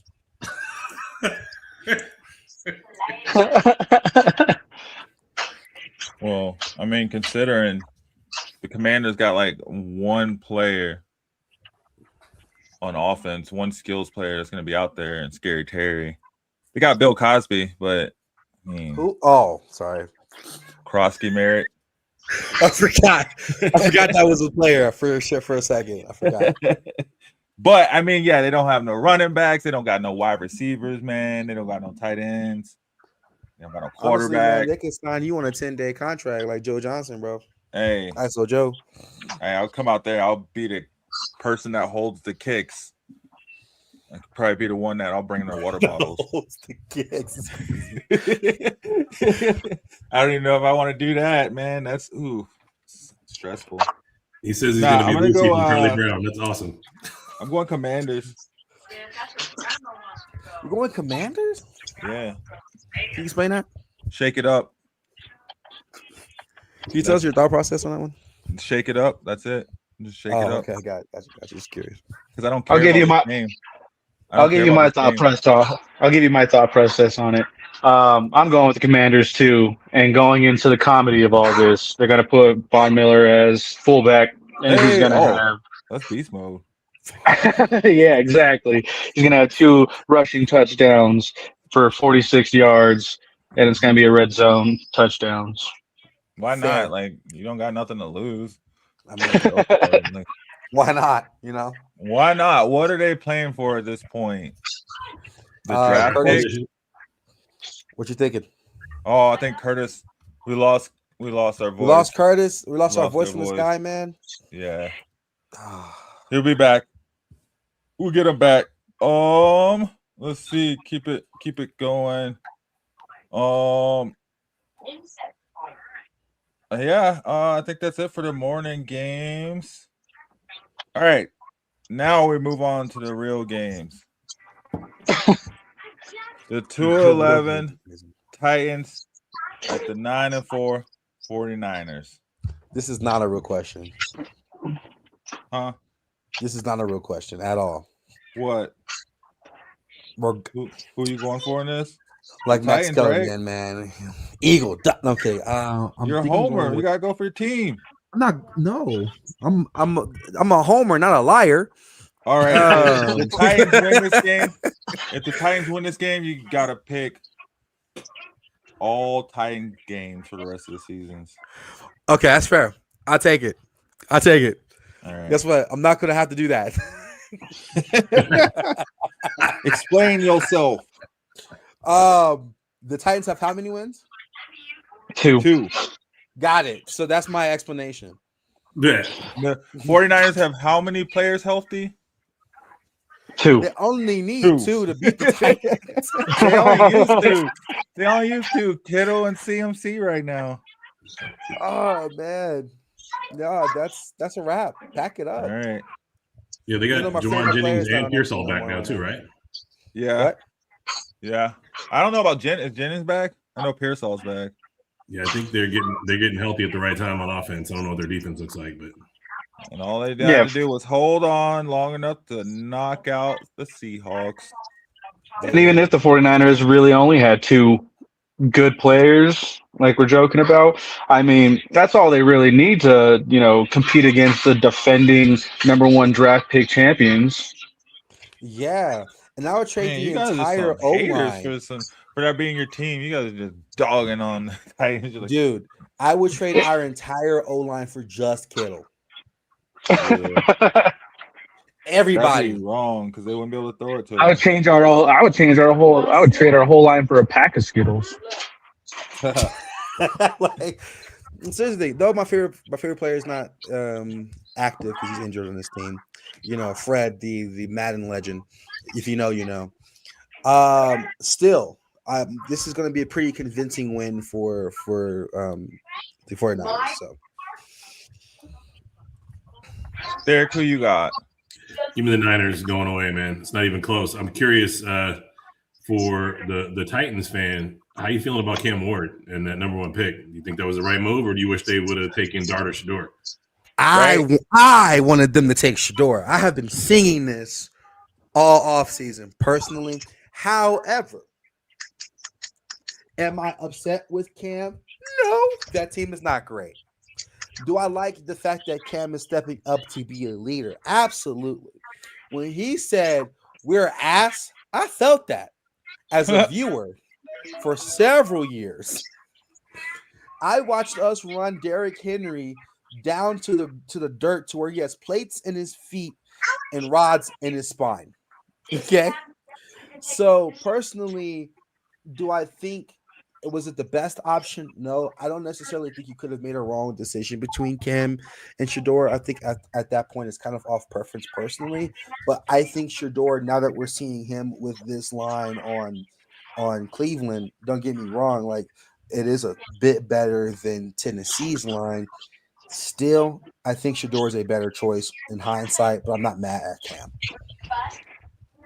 And honestly, to chime in on that, I mean, my opinion from the beginning was we should have went with Justin Fields and got him in the free agency and signed Travis Hunter. Fair. So Justin Fields was not great this season. No, but I think it has more to do with the team than the player. I think he's just not built for that team, that setup, that program, that system. With his size in Tennessee, I think that would have been a really good look. And then, having Travis Hunter out there playing both sides of the ball, that would have, pulled that market in towards where we would have players that want to come back to Tennessee. Look, honestly, even Aaron Rodgers was trash with the Jets. That's true. But honestly, though, trash. We could have just drafted Travis if we knew Shador was going to fall to the 5th round. We could have got them both, to be honest. Yeah, true. I mean, why fifth round pick? Why not? I mean, like I said, like I was telling Cedric earlier, like I don't even know why we even went through this Dylan Gabriel side plot. Like I've seen German Shepherds bigger than Dylan Gabriel. It was crazy. It's like all the top name draft picks this season have gotten hurt. It's wild. But yeah, so I agree. Nonetheless, Cam Ward, I'm not mad at our reality, but that line is not good. No. That line is like if you were to play Madden, the franchise mode or whatever. You sim it 10 years in the future. You don't recognize anybody on that line. That's me. That's what we're looking at right now. Like, are we serious? I'm sorry. I'm done. So we all picked the 49ers. Yeah, for sure. So they're gonna lose. Probably. That's how it be. So we got Jim. Is that you going with the Titans then, Jim? No, I picked the 49ers. No, nobody sober is picking the Titans. Lions at the Rams. Oh, Derek. Oh, I want to say Lions, but Rams look good. So being a dyed-in-the-wool Honolulu Blue Lions fan, this is a bad matchup for the Lions specifically, but it will be a straight boat race. I don't see any punting happening in this game. Final score could probably be something like 44-40. I'm going to pick the Lions just because I need them to get this win with the Packers and Bears both losing this week to take hold of the division and get back in the playoffs. Yeah. Need them to lose or win. I'm not going to lie. I love the Lions. I'm not a Lions fan per se. Love that team, though. Man, they got probably my favorite jerseys right now. Those black with the blue helmet. Ooh, yeah. Oh, man. I love Sonic and Knuckles. I love Amon Saint Zesty. Yeah. Sun God. They have the best touchdown celebrations. It's not even close. But you know what I don't has like? Matthew Stafford been playing out of his mind this season, man. Yeah. MVP candidate. I don't like Jared Goff. Me either. I want to do an even trade for Dak. It's the battle of that trade that happened years ago, where it was Goff for Stafford, and that's still paying dividends on each end. Really, honestly, where both teams have really benefited from that trade. For sure. Stafford does have a ring, though, but Goff has put up accolades in Detroit that he would have never seen in LA. True. That's true. I mean, he was doing the same shit in LA, not doing great, not winning Super Bowls, just like he's doing in Detroit. True. True. Just good enough, right? Yep. Just good enough to where it's like you ride with him because he's really accurate for sure. He's really, really, really good. But they need great. They need a great quarterback. If Stafford would have stayed in Detroit, do you think they'd have a ring? No. No. If Joe Burrow went to the Lions, would he get a ring? Yes. Well, wait a second. Last year, maybe. Well, last year, if you can't put Stafford on the Lions with the current crew because they don't get those draft picks to pick up Gibbs. Fair.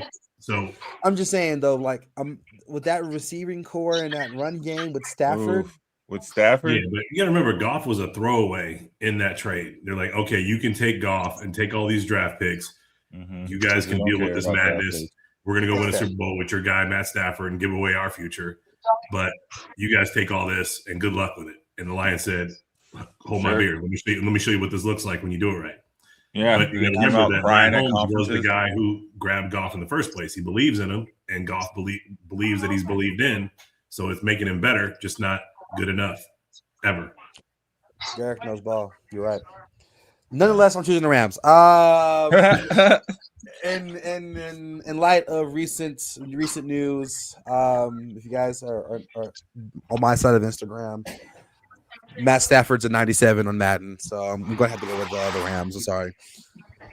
Matt Stafford is a 97 on. A 97 on Madden right now. What's Amon-Ra? 95. What's Jahmyr Gibbs? Like could be 101. 96. Yeah. He's high. He's up there.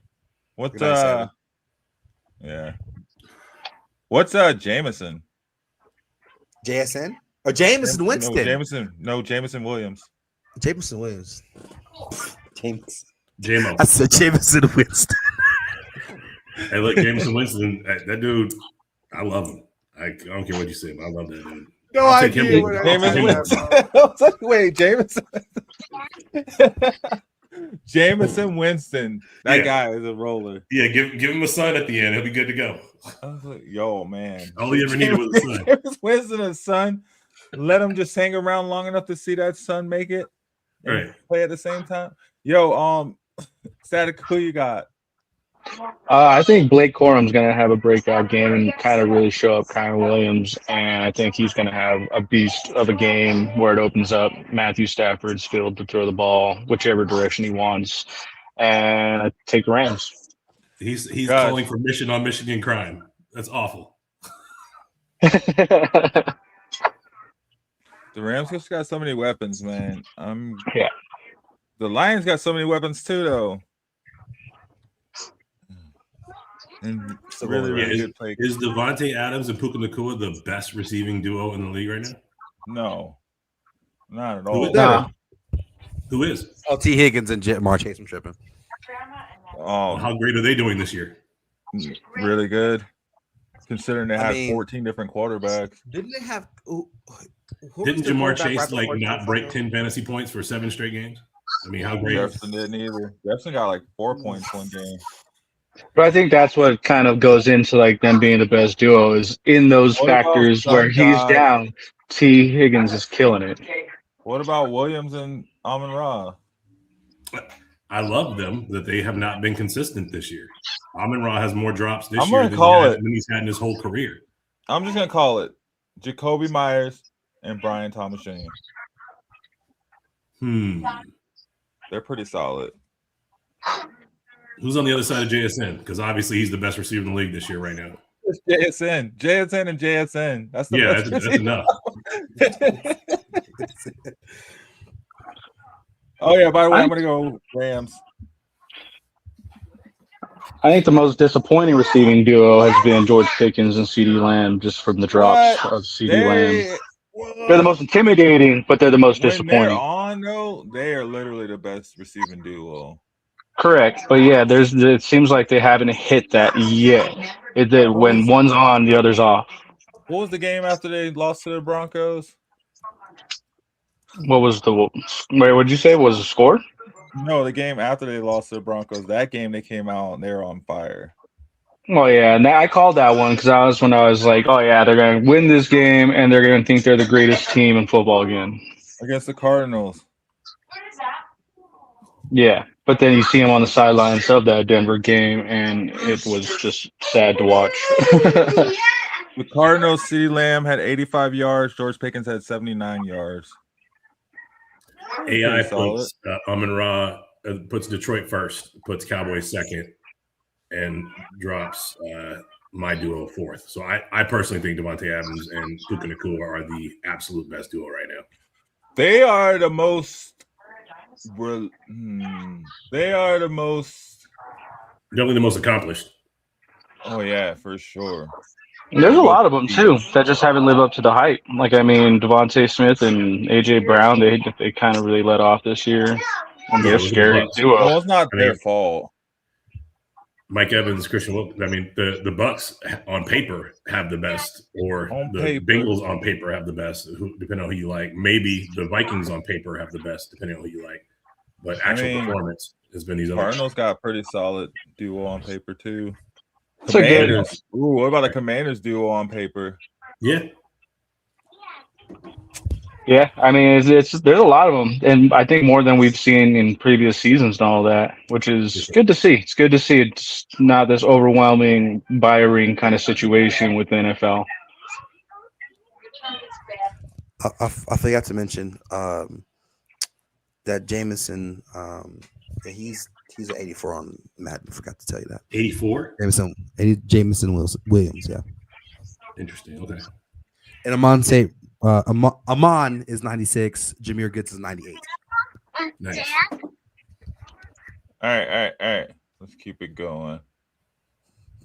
All right, we got potential for game of the week. Panthers at the Saints. 7-6 Panthers at the 3-10 Saints. Hey, Panthers are ahead of that division right now. By last, but if the playoffs started today, they'd be a division winner. Absolutely. And they've been on a tear. Isn't And that the Ted Neil Dollar McMillan, team? talk about receivers. I mean, he holding his own amongst the best of them. Oh, my mom's called. I have to leave y'all. I'm going Panthers. Panthers. I think we're all going Panthers, right? Especially after the Saints beat Tampa Bay. They can't come out and They're beat. going back-to-back dubs, aren't you? Yeah, we'll say the Saints already shot their wad. They're done for the week. They're done for a while. Just laid out, smoking a cigarette, kicking it. Palm fronds, eating grapes, the whole shit. You go answer the door. I did my part. I'm going Panthers. Yeah, I'm going Panthers. Who was that? I was looking down. Me. Static. Who? Speak up. Why are you going to Panthers? What is your reasoning for going to Panthers? Because I can't name many players off the Saints, honestly. Tyler Shue, that's the only person I can name.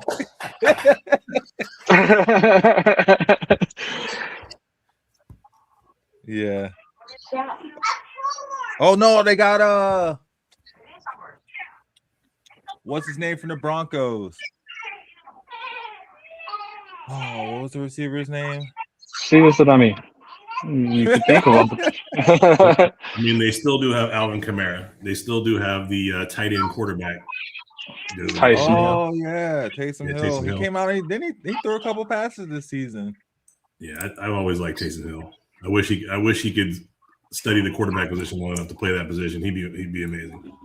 Oh yeah, and Gemini's talking about Devon Vele. Oh yeah, Devon Vele.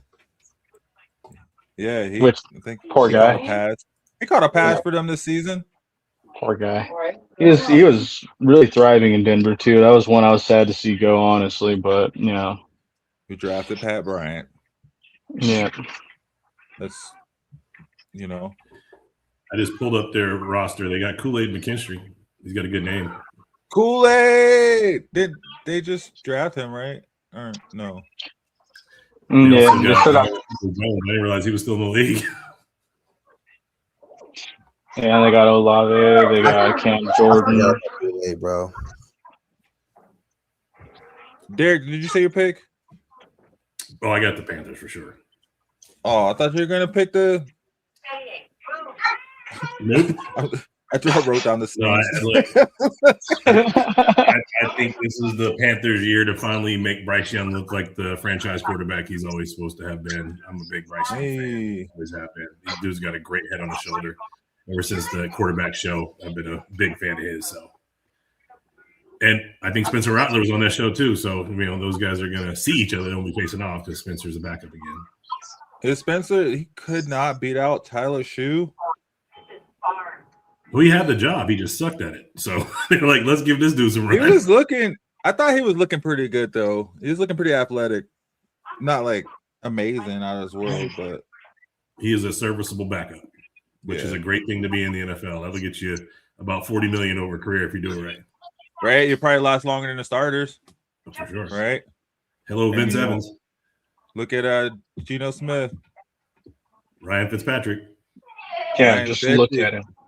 Man, Fitzpatrick is definitely a definition of it. That dude is a legend in 18 different teams. Like fans don't realize you play for a different team. It's still all about it. All right. Colts at this. Gosh, this is taking forever, guys. Colts at the Seahawks. Give me Seahawks. Who we got? Seahawks. I think I got Seahawks convincingly.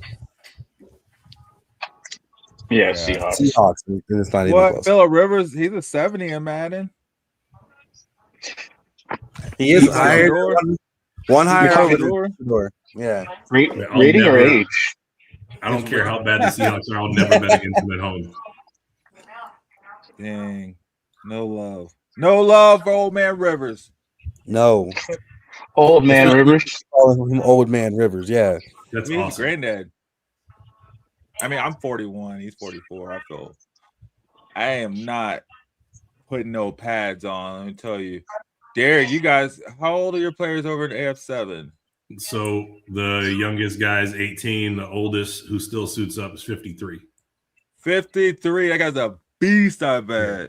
Michael Herschel. Gosh. Just won a championship. Just won the championship? Where was the championship game at? That was in New Jersey in the Dome. And can't remember the name of the city, but out by there's Six Flags out there. Really cool spot. How many teams do you guys have? 15 this season. Oh, wow. So far. So because we're structured the way we are, it could up being 16 to 18 before the season's over because people just jump on last minute and say, hey, I'm in. So right now we're scheduled to have 15. People are signing up daily, so we're pretty excited about it. AF7, right? It's flag football, right? No, sir. No? Tackle football with no pads and no helmets. Okay. There we go. So how long have you guys been around?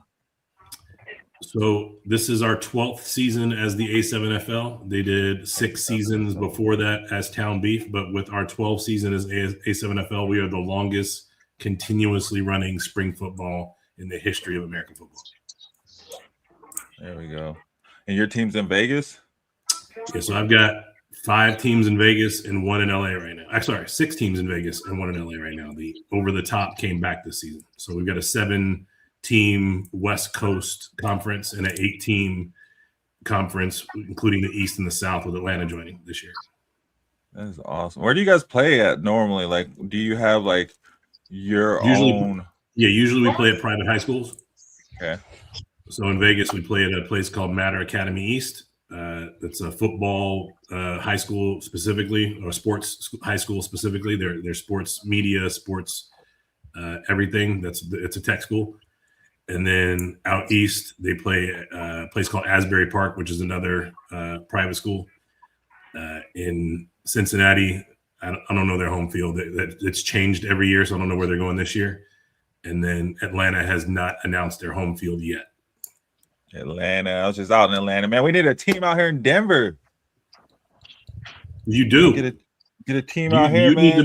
You need to be the owner. I was gonna say, let Sam be the owner. Let Sam head it up. You know, yeah, Sam's the right person for it. We'll run it. We'll run that team for sure, man. Let us know how to get one. Yo, that's cool. And then we will get that song on later in the show. I know what's going. Hey, man, we're just getting into it. We're getting there. We're getting there. We're making it. But we'll get back to it though for sure. We'll get that song pulled up, Derek, and we'll get some more talk about the A7FL for sure later, a little bit later in the episode. I've got it at the ready when you're ready for me. There we go. Bet. All right, we got a game of the week. You know what I mean? You got everybody on the AFC looking. You got everybody on the NFC looking like can't wait to see the Broncos win. Yes. Go Broncos. Go Broncos. See, that's how it's gonna work. Broncos at the Packers. I'll just write I'll write Reem down for the Packers. The Packers at the Broncos. Yeah. Write me down for the Packers for sure. No, I'm so serious. Remember when the Broncos held Aaron Rodgers to 77 yards? That was a good game. That's what we need. We need to slow Jordan Love down. He only has like 2 receivers to throw to anyway. Yeah, Matthew Golden has not turned out to be what everyone thought he was going to be. I thought he was going to be so good, man. And he still. I don't know. What's our score predictions on this game? Yeah, there we go. Packers 34, Broncos 28. What? That's a mature prediction. I like it. It's not a blowout. I'm gonna say Broncos 42, Packers 10. I say highly defensive matchup 23-19 Broncos. Hey. 23. How do you get 19? 4 field goals and a touchdown. I like it. That's what we need. Shut them down. And hopefully that comes with 4 sacks in there too. And I got 19-10 Broncos. We haven't had very high scoring games other than the Cowboys game. With the competitiveness behind this game, I see it going real rough on both ends in terms of like those defenses holding strong, but Broncos offense holding it down and putting 19 on the board, and Broncos defense just holding them all around to just a field goal touchdown. There we go. I like the Broncos taking the Packers soul. That makes me feel good. I want them to go home without an opportunity to see Jesus. Yes. A meet and greet with Jesus. Dude, no, without an opportunity for one. Like, just snatch it. Snatch the soul. We need it. We need Bo Nix to go off. I need Cortland Sutton to go off. RJ Harvey to have an amazing game. We need to stop Josh Jacobs. I mean, I feel like Josh Jacobs always eats against the Broncos. So and then our last Sunday game is going to be Vikings Cowboys. Vikings Cowboys. Vikings at Cowboys. the Cowboys. I don't like voting for the Cowboys because I don't like Dallas fans, but going Vikings. You're going Vikings? I'm going Vikings. I'm a hate Vikings. I just want to see that look on Jerry Jones' face, Cowboys. The Vikings are going back to J.J. McCarthy this week, so Michigan stand up without your head coach. Hey, whoa! But give me the Cowboys. We wouldn't be Michigan without a scandal, right? Yeah. I think Cowboys fans do lower the overall average intelligence of NFL fans, but I just the Vikings is not good. The Vikings are not good, man. That's what gives them the better odds. Cowboys seem to like to blow it when it matters What most. happened? I think my issue with the Cowboys is that the fans just don't want to accept that they suck. Like me and the Cowboys, we're accepting. We're at the same bar. We're not getting crazy shots because it's no point. The shots is not going to make the Titans good in the next game. But the Cowboys, they still think they're going to win this season. But do the Cowboys suck this year?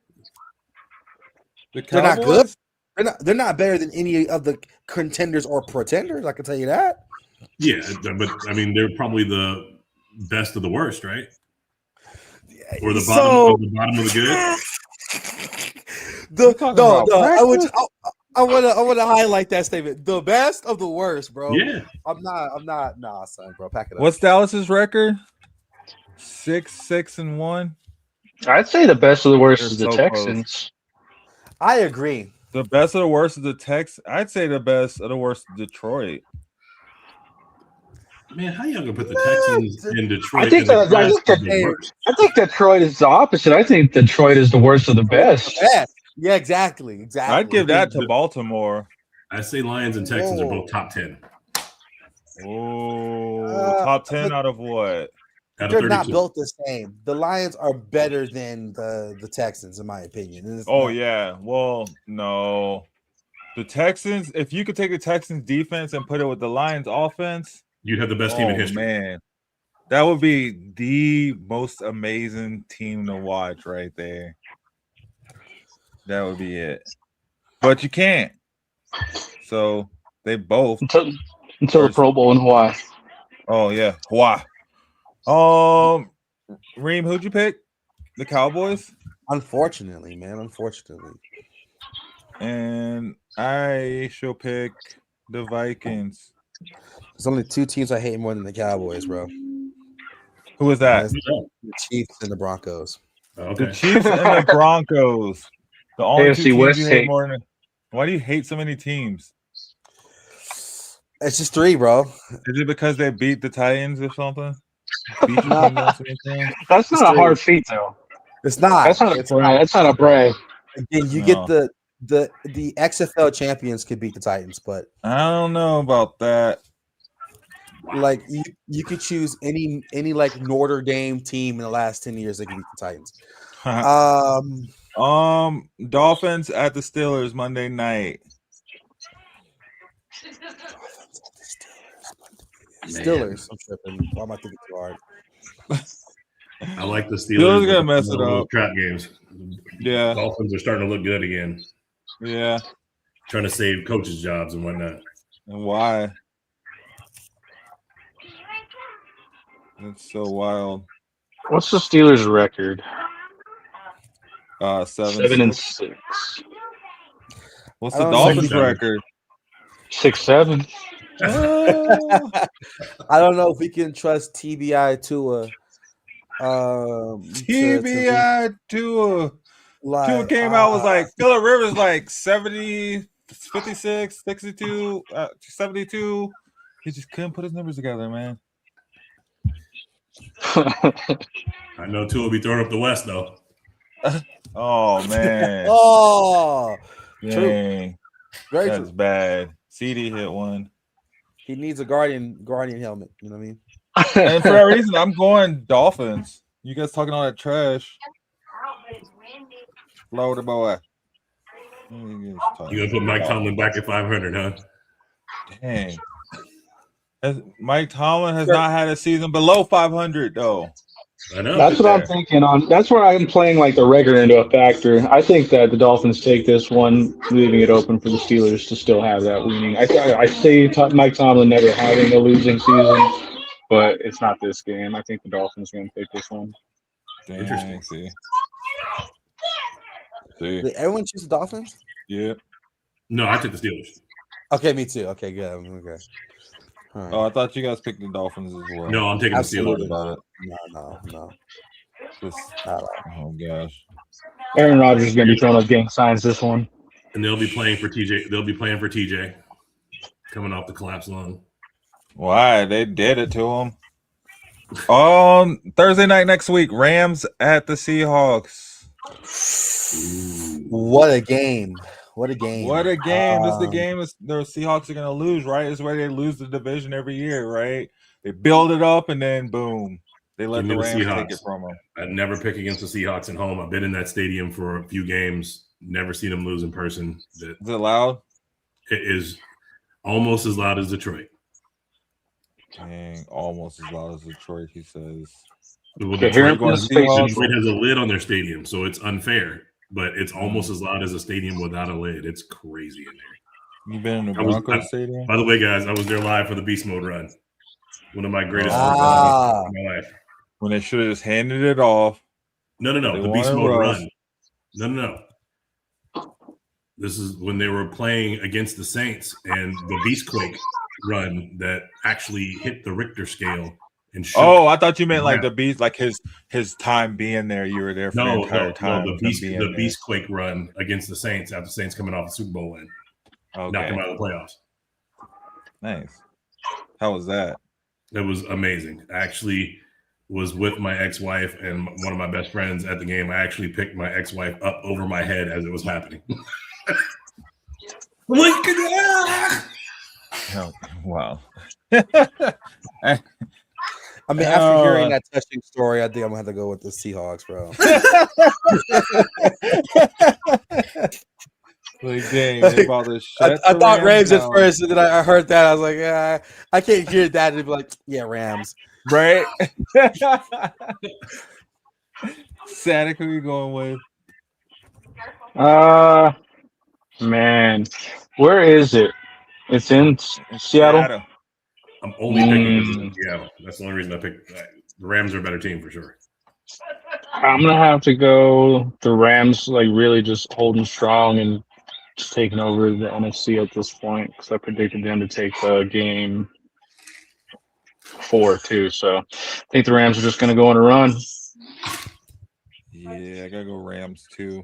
And talk all that trash about the Seahawks. Can't back down.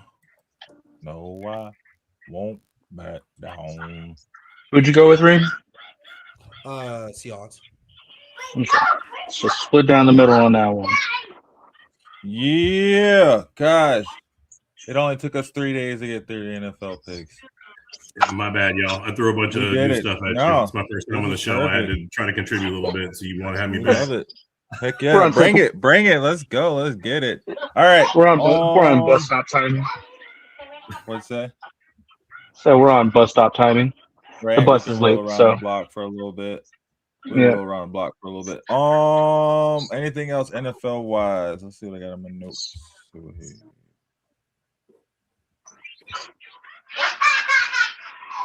Which bubble team would be the most dangerous if they were to get in? Texans. I feel like we just went through talking about that, right? The Texans, Dallas. Is Dallas still in the bubble? I thought they were eliminated. Are they eliminated? I think they're. What's the record? I got record from last. Well, yeah, they're 6-6-1. They're right there still. Yeah, bubble teams in the AFC are Colts, Ravens, Chiefs, Dolphins, Bengals, and NFC are Lions, Bucks, Cowboys, Vikings. Oh. I say the Chiefs because they're playoff risers. So hate them, but that's what Chiefs happens. are garbage. I'm doing the same with. Go ahead, Statik. I was gonna say I'm doing the same, but with the Ravens. I think the Ravens, still have the best odds of being the most dangerous bubble team. Nobody wants to see the Chiefs in the playoffs. Period. Thank you, Chiefs, bro. Thank you. I think I'm a hater, and I agree with that. I think that only stands true with the Bills. Nobody else is scared of them but the Bills. Chiefs, and we see what the Eagles are doing. How many AFC championships in a row? That don't mean nothing. Nobody wants to see the Chiefs in the playoffs. That don't mean nothing. That means how they many won NFC South championships Tampa Bay got in a row? Sorry, bro. Nobody's scared of Tampa Bay. No, so once you hit the playoffs and you lose, that's one thing. It's once what have you done for me? Win, what have you done for me lately? Not. I feel you. What have you done for me Pat last Mahomes year? Turns into Pat Houdini in the playoffs, bro. Yes. I go with Tom Brady on this one. Bad for 50 years, good for 7. All good things come to an end. The Chiefs are garbage still. Which team on the outside is a total pretender and not making it no matter what? Oh, for sure the Bears. Easy the Bears. The Bears. Not even close. Yeah. What the hell? Well, I guess the Bears will be which team in the playoff picture is most likely to collapse and miss the postseason. So you're saying the Bears? I'd say the Bears or the Patriots are pretenders. I'm sorry.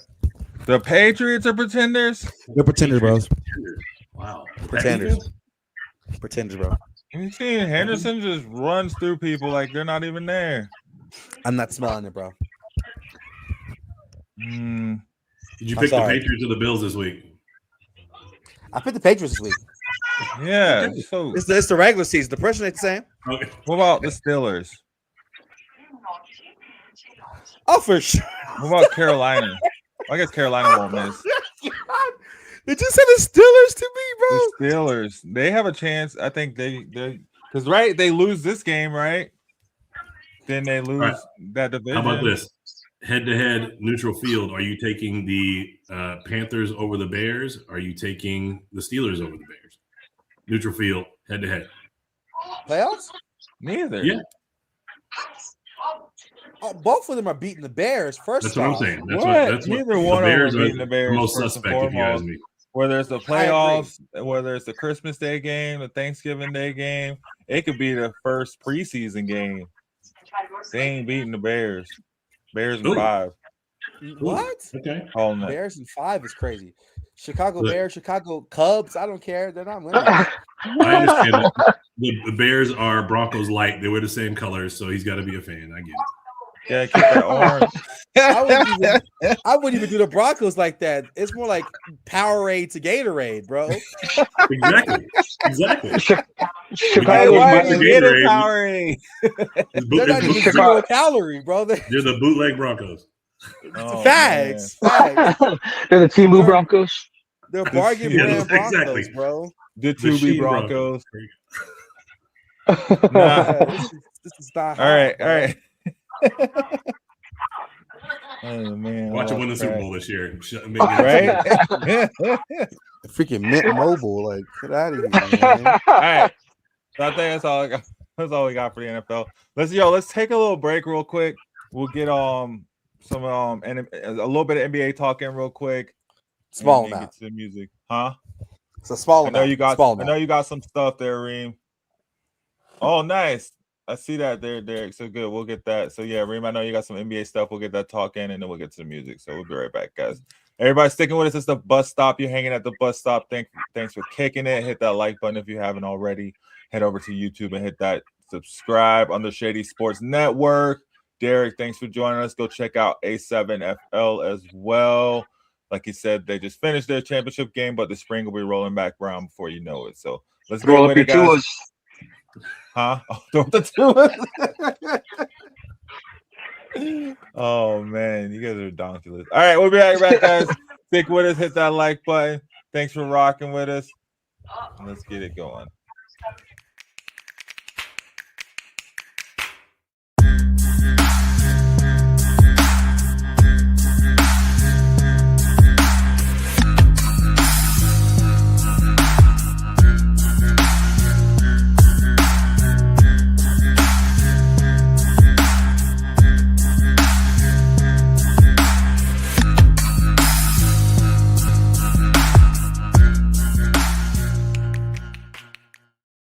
Cool McCain. You thought you wanted Gunther against Chad Gable, but you didn't. And I'm going to tell you why. Chad Gable would take everything that Gunther's done and bury it. The Playmaker. It was on site. AJ Styles walked out there, seen LA like, oh, okay, then LA Knight hopped out the car, let's go. Break down everything in TNA, AEW, and all of the WWE programming. Join these two kings, monarchs of wrestling, live every Monday at 6:30 p.m. Eastern, 5:30 p.m. Central on the Play Caller Sports Talk YouTube channel. Hey, Eagles fan, join my man Cool McCain and a host of others as they break down every single game, every single week in an objective manner, and also from a fan's perspective as well. Remember, this cast feels just like you. Nobody likes you. And you don't care. Fly, Eagles, fly. Eagles Elite Podcast, every Wednesday at 8:30 p.m. Eastern on YouTube and other podcast outlets.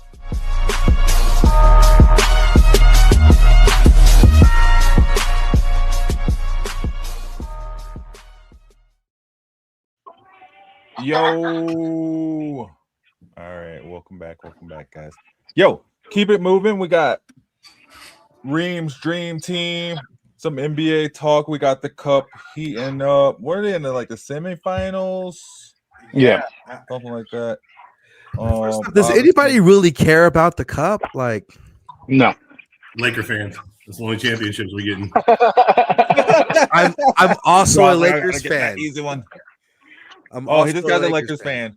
I like the Lakers. Hold on, where's my symbol? So here's the thing, right?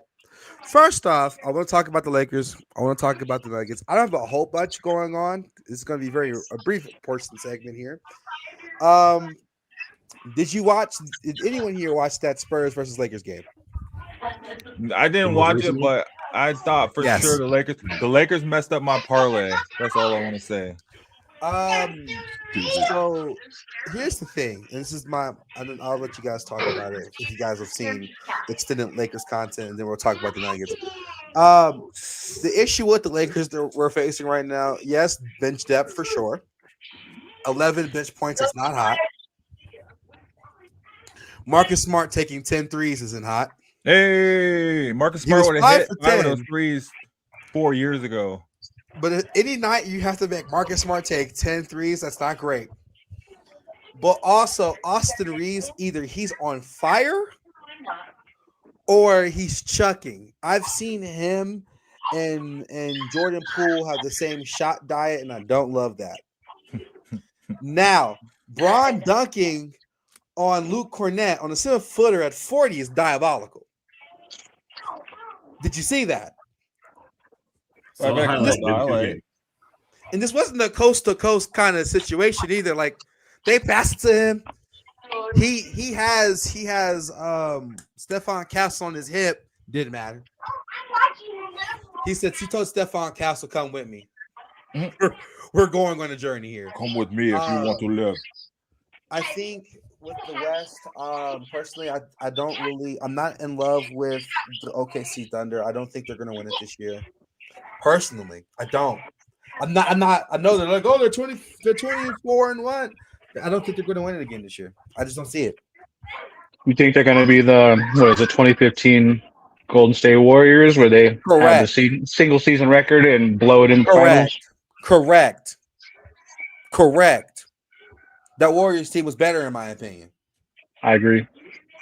Yeah, I did see Steph Curry's rebuttal to SGA. SGA was like, "Oh, we got the 24-1 record," and then Stephen Curry posted up and was like, "Let's see you at 73-9 or something like that." Yeah. Do you think SGA would get a bigger trade haul than the trade that Paul George got that included him? If the Thunder were like to put up SGA right now. Yes. Yes. That's wild. Trade him, but yeah. That's just so wild. The owner might give up his firstborn son for SGA. Right? Are you serious? That's wild. What? Like, are y'all seeing holes? Somebody that carry the girl up the mountain for SGA? Like, are you serious? Absolutely. And he's like 28. Yeah, for sure. Get out of here. Oh, okay. I got his LeBron dunk. Oh, it was mid. Okay. All right. Anyways, my end of my Lakers monologue here as a Lakers fan.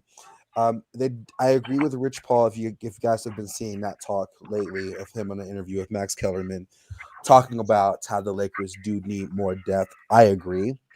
I think Rob Pelinka did a good job finessing Nico Harrison. I think that's probably the biggest finesse job of NBA history, personally.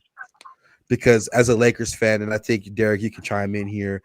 Don't get me wrong, Anthony Davis. We love Anthony Davis. Don't get me wrong. However, having him being a part-time player is not awesome. Part-time love, like no BS. Like watching live Lakers games, and Anthony Davis goes down, and we have to watch the screen, and we're hoping he's going to get back up. Yeah, but don't try that Cooper flag. Great. That's not hot. You know what I mean? Don't try that Cooper flag. Get out of here. What? It's about the Mavericks? Yeah. The Mavericks. I'm talking about Lakers. I'm a Lakers fan. I don't care about Dallas. Oh, I mean, you're talking about Anthony Davis. I was saying Anthony Davis over there. I'm just saying, as a Lakers fan, when we watch Anthony Davis, we have to worry: is his eye injury going to take him out for a month? Oh, we see him days are gone, man. Like, I'm so glad AD's out of town. To be honest, bro. Like, me too. Like, me too, bro. I mean, the biggest finesse move was getting Luka behind closed doors to come to the Lakers while Jabroni is working on his swan song to get out of the league. So, the Luka Lakers are a much better team. LeBron ain't working on no swan song. He grooming Bronny up. Hold on now. You think LeBron leaving? Bronny about to take over. Years. Yeah, Bronny did make the squad. We'll give you that. And maybe there's something there. Maybe there's something to it. But Austin Reeves is basically Jeremy Lin reincarnated. Love his game when he's playing. But Reeves sanity. But they gotta get him better looks, because do you bereave? He cuts in like he's Tyrese Maxey, and it doesn't always fall. Yeah. It does not, and he will go in on 3-4 people. And don't get me wrong, I love Austin. He got that dog. That's confidence. Yeah. But like when you miss on 3 people, it's like, was that the best we could have given him? No, you should dish it when you draw 3 people. That's what drawing 3 people is supposed to do. And then also Austin Reeves gets very horny for these pull-up shots too, like pull up on a transition. When he's knocking them down, he looks like Linsanity. But if you're breaking it, now we have to think in our minds here, because that's what makes Luka so good. Because Luka draws first off the slowest crossover in the league. He is not a tight handler. Okay, I'm like I'm talking about Cedric got faster handles than Luka, but nonetheless he gets 3 people on him, and before you can react. The ball's gone. Were you about to say molasses crossover? Yes. That is hilarious. Because he's not Luka is not speedy, bro.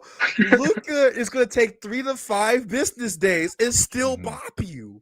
I feel like I don't know, man. I just got in my head that the whole thing with Austin Reeves is just to build everyone up, build up everyone to look towards Austin Reeves, and then once the playoffs hit, they're gonna unleash Luka and LeBron, and to keep them healthy too, because they're both notorious. The biggest thing that stops the Lakers is health, because those guys are always hurt. But I want to hear your thoughts on this, Derek. I don't know how I totally feel about DeAndre Ayton right now. Man, I'm tell him, Derek. He trained with Bronny. Tell him. The point is, to compete with Denver, you need a 7-footer in there to tie up. So, and to compete with the Spurs, you need a 7-footer in there to tie up. So, Ayton's doing it, or at least he's a body that can get in the way. I mean, I'll take him over AD and AD's contract. Sure. I mean, no one's arguing that, but it's like no one's going to sleep early because they got to match up against DeAndre Ayton. No, not at all. You're not game planning for him. Not at all. He's an add-on piece. If the homies say you hopping on 2K tonight and on DeAndre Ayton is who you're going against, you're going to tell your homies yes. Well, get on 2K tonight. I want to play with DeAndre Ayton. But that's my thing on the Lakers. I think they need some more pieces. They got to get Austin Reeves better looks. Them losing that Spurs game was unacceptable. Mind you, it was a lot of free throws being given to the Spurs. So obviously Luka versus Las Vegas there. But again, nonetheless, I think they were just chucking up stuff. I was just watching that game like, what are we doing, brother? Every time they went on a roll, they just didn't get back on D. It was bad. Also, their shooting struggles is chaotic the start of the season. They got to figure that out. The Nuggets, though. I'm still not sold, bro. Y'all got to figure this out, bro. Yeah. It's random that our away record is better than our home record. It is. Especially playing them out high. You expect the home record to always be better than. I think the Nuggets are in a weird spot because some players are playing better than we thought they were going to, and some players are playing worse than we thought they were going to. Mm-hmm. Like, I for sure thought Cam Johnson was going to be phenomenal. But he's been kind of... He's been mid, but he's adjusting to a new team too, where he doesn't have to play superstar. He's coming from a team where he had to play, hero ball every night. That's true. But continue. No, you're good. I think it's kind of working its way out. I think it's been mostly beneficial because, I mean, when Jamal is playing, when we get playoff Jamal, it's coming in and it's working. And when Jamal just doesn't show up like he did this last game where he gets 11 points in 26 minutes, that's where Cam Johnson's getting 16 points in 33. It's working in a weird way. I think the standout that I'm very happy about is going to be Tim Hardaway Jr. He's really stepping up. He's really playing his role. He's doing decent from the bench, and that's where we needed really that help. And that's where we really fell on our faces last year, was not having that bench help. And Tim Hardaway is holding down that bench better than anybody else outside Valanciunas with his size on defense. Look, let me just throw this out there. Unless you're chasing the 73-9, it's the NBA. Your only goal is to get in and not get into the play-in. So you coast, keep yourself healthy, really get after it after the break. And the beginning of the season is the beginning of the season. The fact that OKC's out to this run is weird because usually teams that do that end up falling back to the pack in every other long season sport like hockey or baseball, but that doesn't traditionally happen in basketball. But I can see that happening, to your point, Reem. So I'm going to reserve judgment until the trade deadline, reserve judgment until the break, and kind of just enjoy that the Lakers are relevant for once and see how it works out at the end of the season. Yeah, keep that in your sack lunch and eat that. Here's the thing. As a sobering LeBron fan, I agree. But I've been a LeBron fan for a while, buddy. Since Larry Hughes and Agaskis, Zilgauskas, and Delonte West. Okay, Gosh, taking it back like to the Cavs. back when he had me and my two siblings on the roster, he was just going He's out. still going to the playoffs. And still at the playoffs. He was putting out ads at the YMCA. Building Anyways, schools and stuff. yes. He was hiring interns to hoop. But back to the Nuggets, I think of everybody in the West, I think the Nuggets are the least pretenders in my opinion because they have the most cohesion. I think with Houston Rockets, yes, but the floor spacing isn't great, and I'm not gonna lie to you, their lack of actual point guard play is going to kill them in a playoff series for sure. Weren't you hating absolutely. Weren't you hating on Van Vliet earlier before the season started? Van Vliet's still not good. Now they need him. You can't have 17 centers and power forwards on the floor at the same time. It helps. It does not help.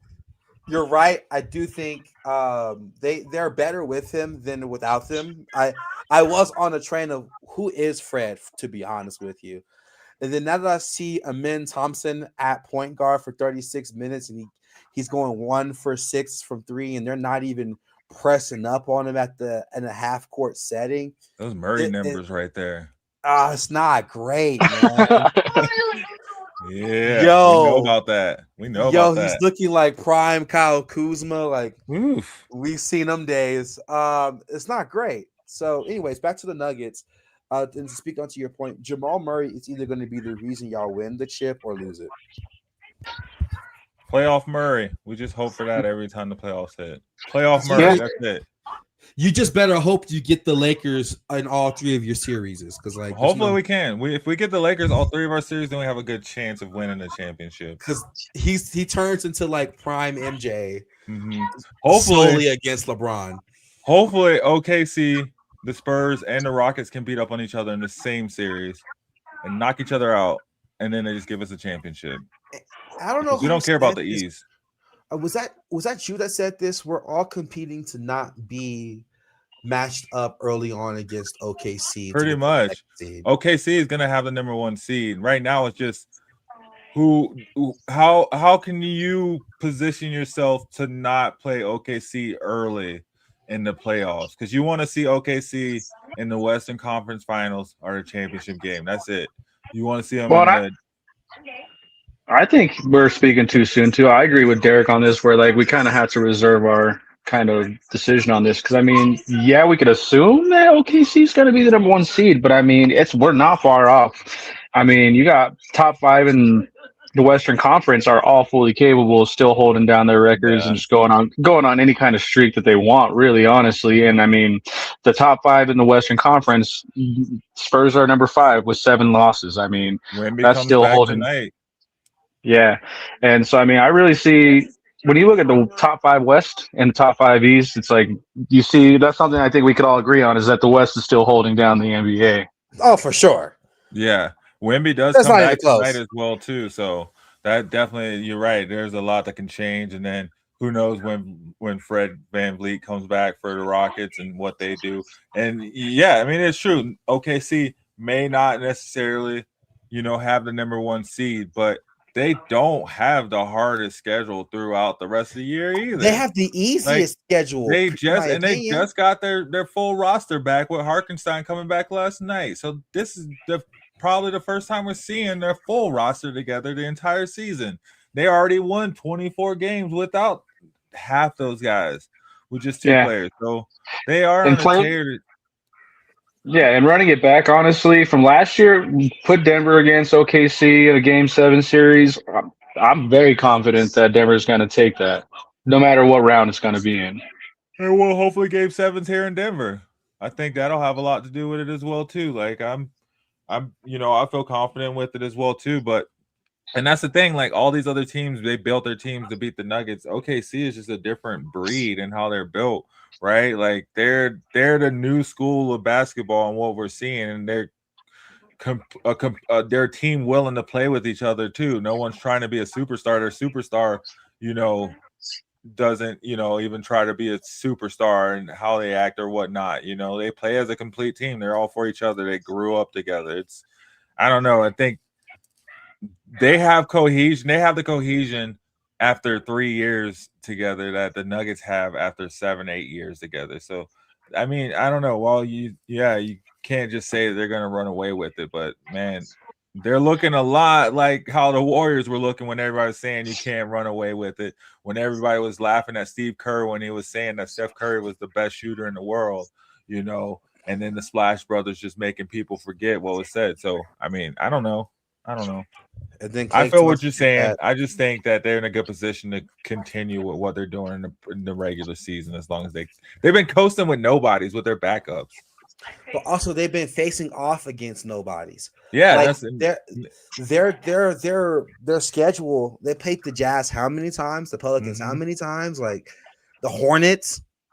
Like my gosh, man, they're playing like the current USC women's basketball team right now. Like I'm just like this 24 is the most fugazi 24 I've ever seen in my life.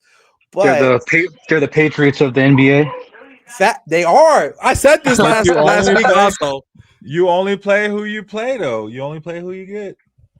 I agree, and I actually did say this last week. They are the Patriots of the NBA.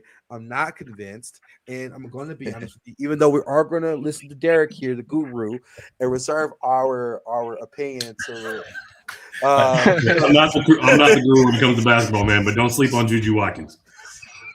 Facts. Juju's go put up more than Keontae. Anyways, moving on. But I'm just not convinced. I'm not convinced, and I think we have to keep watching. But they've been playing like boo-boo and garbage and injured teams and tomfoolery teams. Like they're not.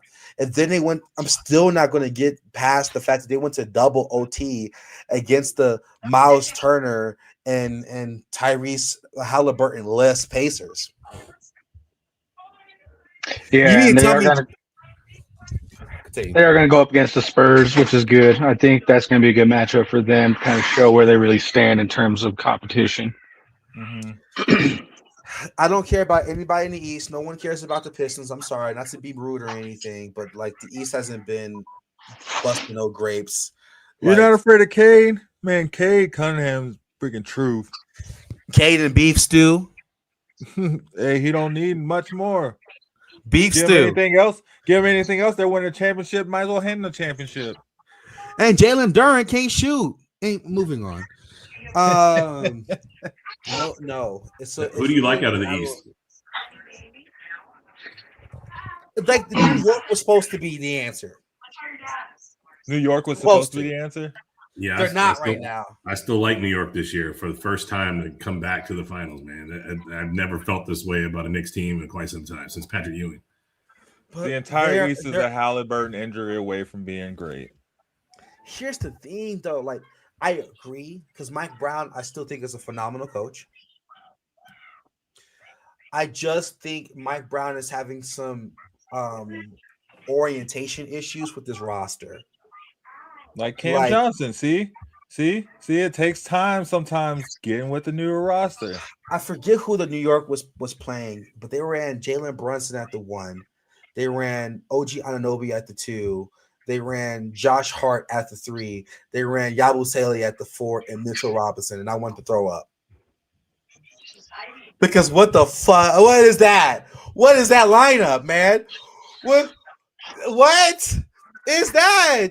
Oh, sorry. But yeah, it's just Mike Brown's a wonderful coach. He just got to figure out what brand of offense is going to work with his coaching style in this team, because this team is playing starkly different than they were playing previously last year underneath Thibodeau. And obviously because this man Tibbs will make you play 44 minutes a game. So he's never really had to think about roster orientation for real, unless he really had. He was running an 8-man, didn't care who the rest was to fill out the roster. So Mike Brown traditionally runs like that 10-man, 2 point guards, 2 shooting guards, 2 small forward traditional kind of lineup, and he's having an issue trying to figure out who does what, in my opinion. But once he figures that out, I think that's the only clear answer in the East, outside of maybe the wild card team, which I think is the 76ers. Dang, 76ers, new look 76ers. They're playing far better than we thought they were going to play. They're about 500. No one thought the 76ers was going to come out with Tyrese Maxey scoring 40 on your favorite team. Did you have that on your bingo card, Derek? If you like history and numbers, this is 50 years over 76 that the championship will be played. So it would be a great story if the 76ers are contributors in 2026. Something to consider. They won't be though. That's fun, but they won't be. To me, it's Knicks and Pistons, and nobody else. Knicks and Pistons. I do like the Pistons. I just don't think they're ready yet. I think this is not their year. Well, and everybody else is hurt. It's not about them last year. Yeah, and the biggest fall off in the East to me and disappointment is the Pacers and the Bucks. I don't know what happened to them. The Bucks. The Pacers are without their star, and the Bucks. It's like once they got rid of Dame, we knew what was going to happen. Come on now. Yep. Because why would Dame leave? Why would Dame just leave? Right? Or why would they just get rid of him like that if they weren't trying to make a move for something? Either way, like. Plus, Giannis is going to be out of there about the trade deadline or off season anyway, so it doesn't matter. Giannis in Denver. Don't do that. Giannis looks good as the 7-footer in LA. Ooh, I would agree. Trade Aaron Gordon, Jamal Murray. Give me cash. That is one thing I'm afraid of. If Giannis goes to the Lakers, I would legitimately be a little afraid of the Lakers for sure. But he's not. He's coming to Denver. You gotta manifest stuff sometimes. So we're all pretty set that he's going to the Western Conference, though. Giannis ain't going to the West. Compete. Giannis wants to win a championship. He's going to New York. I still think you just can't count the Lakers out in general. Like Luka has had Dwight Powell as a starting center for the majority of his career and has made playoff runs. And if what you say is true, Jim, like New York's going to have to give up the house. I mean, if he ends up with the Knicks. Yeah, facts. Yeah, I guess so. Well, I don't know. They might have to trade Madison Square Garden too. Right. Everybody's gonna have to give up. And it was just, they just had an article about how maybe teams aren't, so quick to trade for superstars these days, right? Like maybe it costs a little too much. Like if they're trying to get Giannis, like they're gonna have to throw a bunch in there. Spike Lee while we're at it. Staten Island. Here, take this island. Yeah. like 2 of the boroughs, bro. Like yeah, so I don't know. I think the only way Giannis ends up in LA or New York is if he specifically asks. So we got the Lakers. I would love for him, man. God, you don't even know what the Nuggets team would look like with Joker and Giannis. I would love to see that. Love to see that. I think the one that mix it up that I think I could see him going to realistically, and I see him in that jersey already, is the Spurs. Is Dallas? Oh, Spurs. They can't give up on Harper. Yeah, they got the assets in the picks. Yeah, the Spurs. Yeah, or Dallas. Never Dallas. What? The Spurs. Yeah, flag for him straight up. Cooper Flag for no, he'd have to play with Flag. I guess he couldn't because they play the same position. The Spurs, I think that him and Wemby play the same position. So what? He plays small forward. He plays small ball. Ooh. No, put Giannis as your small forward and Wemby as your power forward. Yeah. Honestly, just put Giannis at point. Put Giannis at point or Wemby at point. Giannis, bro. But Giannis at Jason Kidd did it. Why can't we do it now? Because you see what happened. You see how quick they moved Flag back away from point. Look at him now, dominate. It's like if you look at the beginning of the season and then you look at the past few games, it's like night and day, like with Cooper Flag, just from the position. Giannis, it would be like counting the shot clock. It would take him 45 seconds to dribble over half court. Don't dribble. He takes 4 lunges and he's under the basket. No, he would be thinking too much about it at point. I'd be pissed off if Giannis did a crossover, man. You know, nah, he'd see over everybody though. All he has to do is throw it up to Wemby. That's it, right? Like no BS. 4 Euro steps from half court, he's under the basket and 1. Yeah, and then so he take 2 Euro steps, pass it to Wemby. Wemby take 1 Euro step, and he's right there. They could literally just win by themselves. Yeah, it's a scary thought, man, and that's where I realistically see like the best option going. Where I see Giannis pushing for is going to the Spurs. And the Spurs have the asset. The only other place that has enough assets to get Giannis without killing their team is the Thunder, unfortunately. But I don't want to see that happen. What do the Heat have? What does the Heat have? Let's see. Nothing. Let's see. You want to They get got assets. the poo-poo powder from the Heat. They got picks, don't they? From their Jimmy Butler pick. They're like, we'll give you the other trade. Jokic. We'll give you Jaime Jaquez. You get Jovic. It's not the same, but different. No. But so if you squint at his name, They got Bam. They could trade Bam. But I want to see Bam with Giannis, though. See, that's the thing. I'd like to see Bam. They'll have to give Kelly Ware, Jaime Jaquez. What about the Magic? Hella picks. Orlando Magic. No. They got a good young core. They do, but you got to split that core up to get Giannis. Yeah, that's what I'm saying. They could split it up and keep Powell. But Paolo and Giannis is a floor spacing nightmare, bro. Yeah. But it's just miss Twin Towers, man. Just bring the Twin Towers back. That's all I want to see. Honestly, man, you're better off saying the Nuggets because at least Jokic with Giannis is nothing but if you gave Aaron Gordon the red mushroom from Mario. Yeah. And then the Nuggets would be too hard, man. We don't have the assets, man. We'd have to give up the whole starting lineup except Jokic, really, and honestly. Aaron Gordon can shoot. Honestly, just give up Cam, give up Jamal some picks. Yes. Man, but what does the picks got to do when our picks don't come till 2035? It's like, yeah, we'll give you some picks in a couple decades. Right? We don't That's all we got. go. Yeah, how old is Giannis? 28? Like 29, something like that. 29? We'll give you our 2044 pick. I'd rather draft the next Giannis. Good luck with that one, buddy. What? I'm sure many people think the same way you do. I know. Well, not exactly the next. It doesn't have to be exactly because we got Joker, so he don't have to be the next exact Giannis. Just an Aaron Gordon with like 2 more feet added on to him.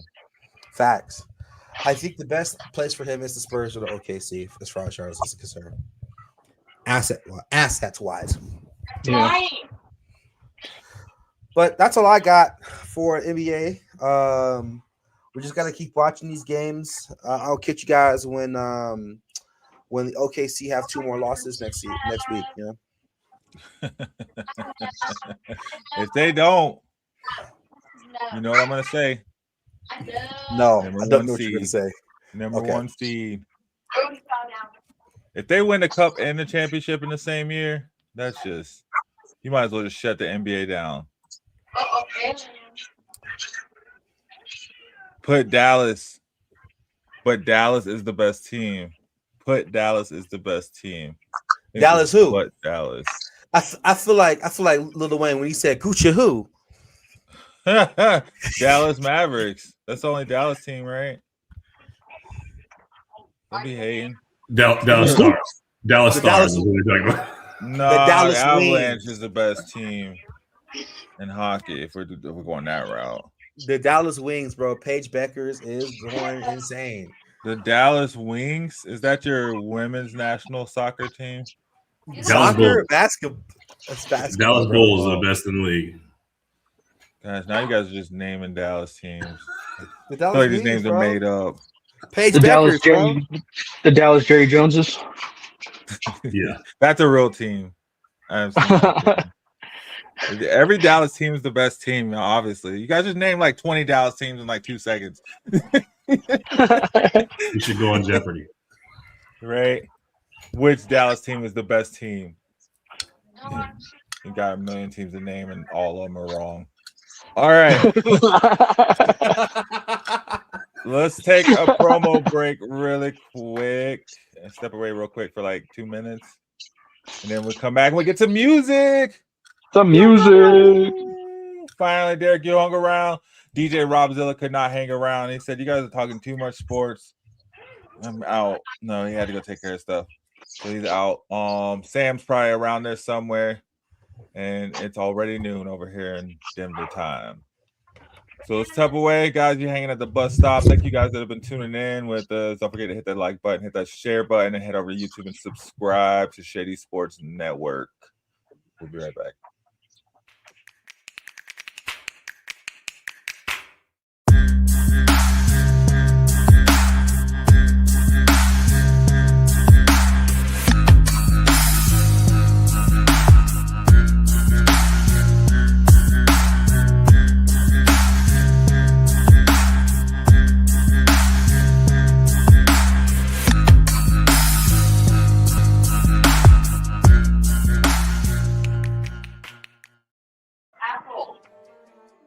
McCain. You thought you wanted Gunther against Chad Gable, but you didn't. And I'm going to tell you why. Chad Gable would take everything that Gunther's done and bury it. The Playmaker. It was on site. AJ Styles walked out there, seen LA like, oh, okay, nigga, LA Knight hopped out the car, let's go. Break down everything in TNA, AEW, and all of the WWE programming. Join these two kings, monarchs of wrestling, live every Monday at 6:30 p.m. Eastern, 5:30 p.m. Central on the Play Caller Sports Talk YouTube channel. My name is Anton Popoff, and this is my 6th year of college football. Training during the hottest times of the day is a recipe for muscle cramps, which is why electrolytes are so important. Hydration is crucial for my performance. Dragon Salt eliminates muscle cramps and boosts your overall energy level. Whether it's a weight room or field session, I fuel up with Dragon Salt beforehand. It's been a game changer for me, and it'll be a game changer for you.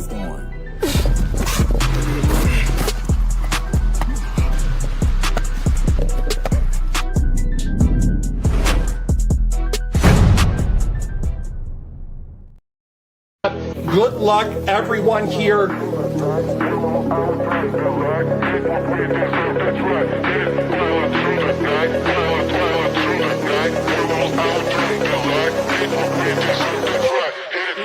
Oh my Lord, who is this? Joe Burrow!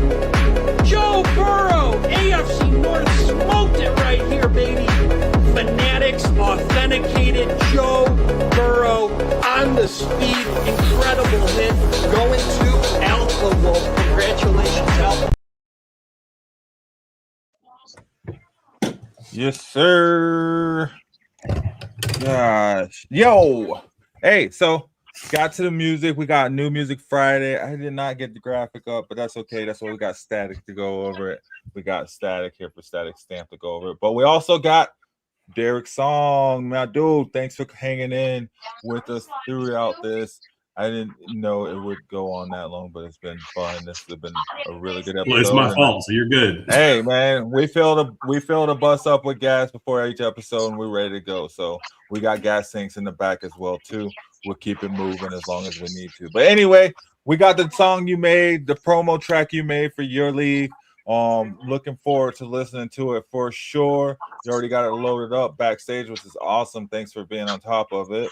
We'll go ahead and bring that over her right there, and then let you go ahead and handle those reins, my dude, and kick it off for us. Here we go. It's been sitting there for a month.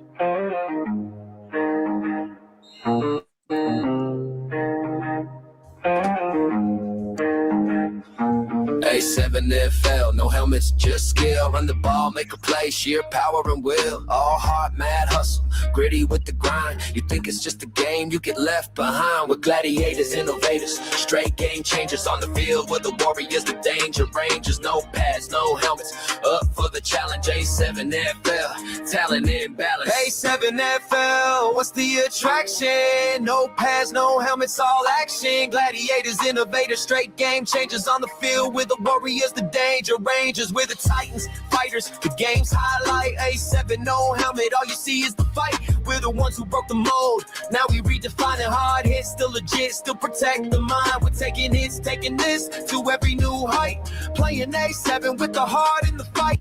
No pads, no helmets, unadulterated power. So who you think will be there in the final hour? A7 NFL with the attraction. Up top, chicken box, no helmet, all action. Put it on their head, throwing dimes on the run. Prima donna ballers can't have all the fun. Padded football, yeah, we love that too. But this a combat sport, so grab your crew. Squad up, get down. MMA of the grid, stand up, lose the pass, let's do this, kid. This A7 thing, we the ones who rise in this football thing. Got eyes on the prize, no lies. No pads, no helmets, no cry babies. Only thing left is for y'all to pay me. Let's ride. Okay. There it is. That was clean. I thought it was a good track, man. Are you guys gonna use that? You gonna use it for your promo? What your thoughts? We're definitely gonna use it for the other side of the ball, which is our podcast promo. The league says that they're likely going to use it for feature sets. We have our own theme song already that has been being used for the last 6 years, so they're going to keep that as well, but start to blend this in. We're probably going to take the music bed from this and have it be the background for the podcast as well. So a lot of things we're trying to do with this thing for now. If I heard you guys talking that there's some other folks that might want to take an opportunity like this to come up with their own, we invite that. You don't have to use these words. They're just the words I came up with because it fits well. It describes what we do. Hopefully it's catchy enough for people actually listening to what's happening. And I think today we put some guys on NFL that didn't know that we were no pads, no helmets, tackle football, and that's the whole goal. Yeah, man, and especially, bro, I love it because there's so many leagues out there, and we just want to bring, especially like if you're musically inclined, come on the show. But if you got this league, we want to hear more about it. And like you said, there was a lot of people out there that didn't know there was a no pads, league out there. That's a full tackle league that they can go participate in. And I love the fact that there are these multiple opportunities, for athletes. If you want to play sports, there's a chance for you to play it for sure. Like there's so many opportunities that have been around for like the past, 5, 10, 12 years, like you guys in your case, that people may not have known about. And then as they learn about it, they're like, oh, well, maybe I can go this route and do it, this way as well too, different strokes for different folks. So love to have you on, man. I appreciate having you on and appreciate being able to hear your track on here as well and get that play. And hopefully we hear that a little bit more. We'll have to get you guys, are you the only one on your podcast? No, so I'm not actually even on the podcast regularly. I come in as a special guest from time to time. We got 3 guys, Corey Hammond, who's a quarterback out of the East and one of our broadcasters for Game of the Week of the A7NFL. We got Dub Alvarez and Chris Vera, who are the guys who call the games out of Vegas. Chris Vera is a longtime friend of mine who actually got me back into football after my injuries at age 19. Standout wide receiver for us and all the leagues, the teams I played on. We rock together every year. And then Dub is a guy I actually just found by putting the ad out. He's a sports savant, fancies himself 2025 Howard Cosell type guy. Really good dude. And so they run that podcast, and I come in and contribute from time to time and give them some stories to bring up. And they bring me on for interviews to find out what's going on with the league. But it's a weekly show every week at 5:30 Pacific. We're hit episode 163 last week. So going strong, rarely miss. We take off for the holidays from time to time, but outside of that, we don't miss going. Same. That's how we roll over here too, man. We don't even take off for the holidays. No, I'm just saying we take off for the holidays. We definitely took off Thanksgiving. That's how it was, man. Me and Statik, right? Met him back in the day. I was like, I need money. He was like, shoot, me too. You know what I'm saying? We've been rocking ever since, right? Yep, pretty much, man. Pretty much. Same thing. But no, yeah, much love to have you on. Always welcome back as a special guest or just as a host, co-host. If I can take a minute, at the start of this thing, you mentioned getting a team in Denver. I just want to throw it out there. If you can have a team in Denver for $10K that takes care of your registration and uniforms for the season, you got to get your own home field. We provide the referees. We provide the stats. We provide you'll have to provide your own cameras and setup. We give you a streaming platform because every one of our games we stream. We have film. We have highlights off of every single thing we do. And that's the whole goal of A7, to be the best, technically sound, best broadcast production of all the semi-pro and up to UFL things. No one does it as good as we do. So we're very proud about that. But probably the lowest cost of entry for a team. And if you live in a city that has A7 in it now, it's only $175 with a uniform per person to join, cheaper than any other semi-pro around the country. Not that we consider ourselves semi-pro, but because it is pay to play for some guys. There are guys who get paid, and there's teams that have full sponsors. They pay their guys. But if you are putting a team together, $175 per person, a minimum of 14 guys, and you have a team. If you're in an A7 city, if you're outside of an A7 city, it's $10K because we got to work out all the travel and trademarks and all that other stuff. Sure. Yeah, man, you guys hear it? Hey, any investors out there, come hit me up. Let's get this team going. Hit me, Sam, Statik, Reem, all of us up. Let's start it up for sure. We'll get a Shady Sports Network team and come through dominating, man. Or 40 guys with $250 a piece that'll do the same thing. You can micro invest and don't have to macro. Man, I wish I had 40 friends. you need 40 people. I got 2 guys dedicated enough come hang out with me Saturday morning, so I think we're on track to it. We're on track for it. But no, that's a good thing to keep in mind. Where can people find you guys at? So we're at a7fl.com. Okay. I'm putting a link in the chat. Nice. Cool. It didn't post anyway. I guess they don't like links. So a7fl.com is the way to go. At A7FL is the call tag for most all of them, except for Instagram, which is, I believe, Go A7FL. But easy to find. You just Google search A7FL and it comes up everywhere. And the best thing about what we got going on this season is all players and teams get their own NIL page to fundraise for themselves and generate income for themselves through the league. So they don't have to worry about, hey, let me collect this money. It's a defined spot where the money flows to the league, so everybody knows that it's going to the right spot. It's a good thing. So you can share your links out to get sponsorships as a player or a team all through the league to make your life easy to raise that funds to pay for your registration or to get income. So working out well. Nice. There we go. Love to hear it. Love to hear it. Well, thank you for being here, and thank you for, expanding our knowledge on the A7FL for sure. Love to hear about it. And look, when does your season start? When is your season starting next year? March 15th, every Sunday except for holiday weekends, and ends on the 28th of June with our championship here in Las Vegas. We take off Father's Day, Mother's Day, Easter, Memorial Day weekends. So, but every other Sunday we have games. Awesome. Love to hear it. You guys got any questions for Derek there? Come on, Reem. You know you want to ask something. Now you killed it. I don't know. Reem wants to know how he can sign up. How can he sign up? Any crumbs there, brother? Like, I don't.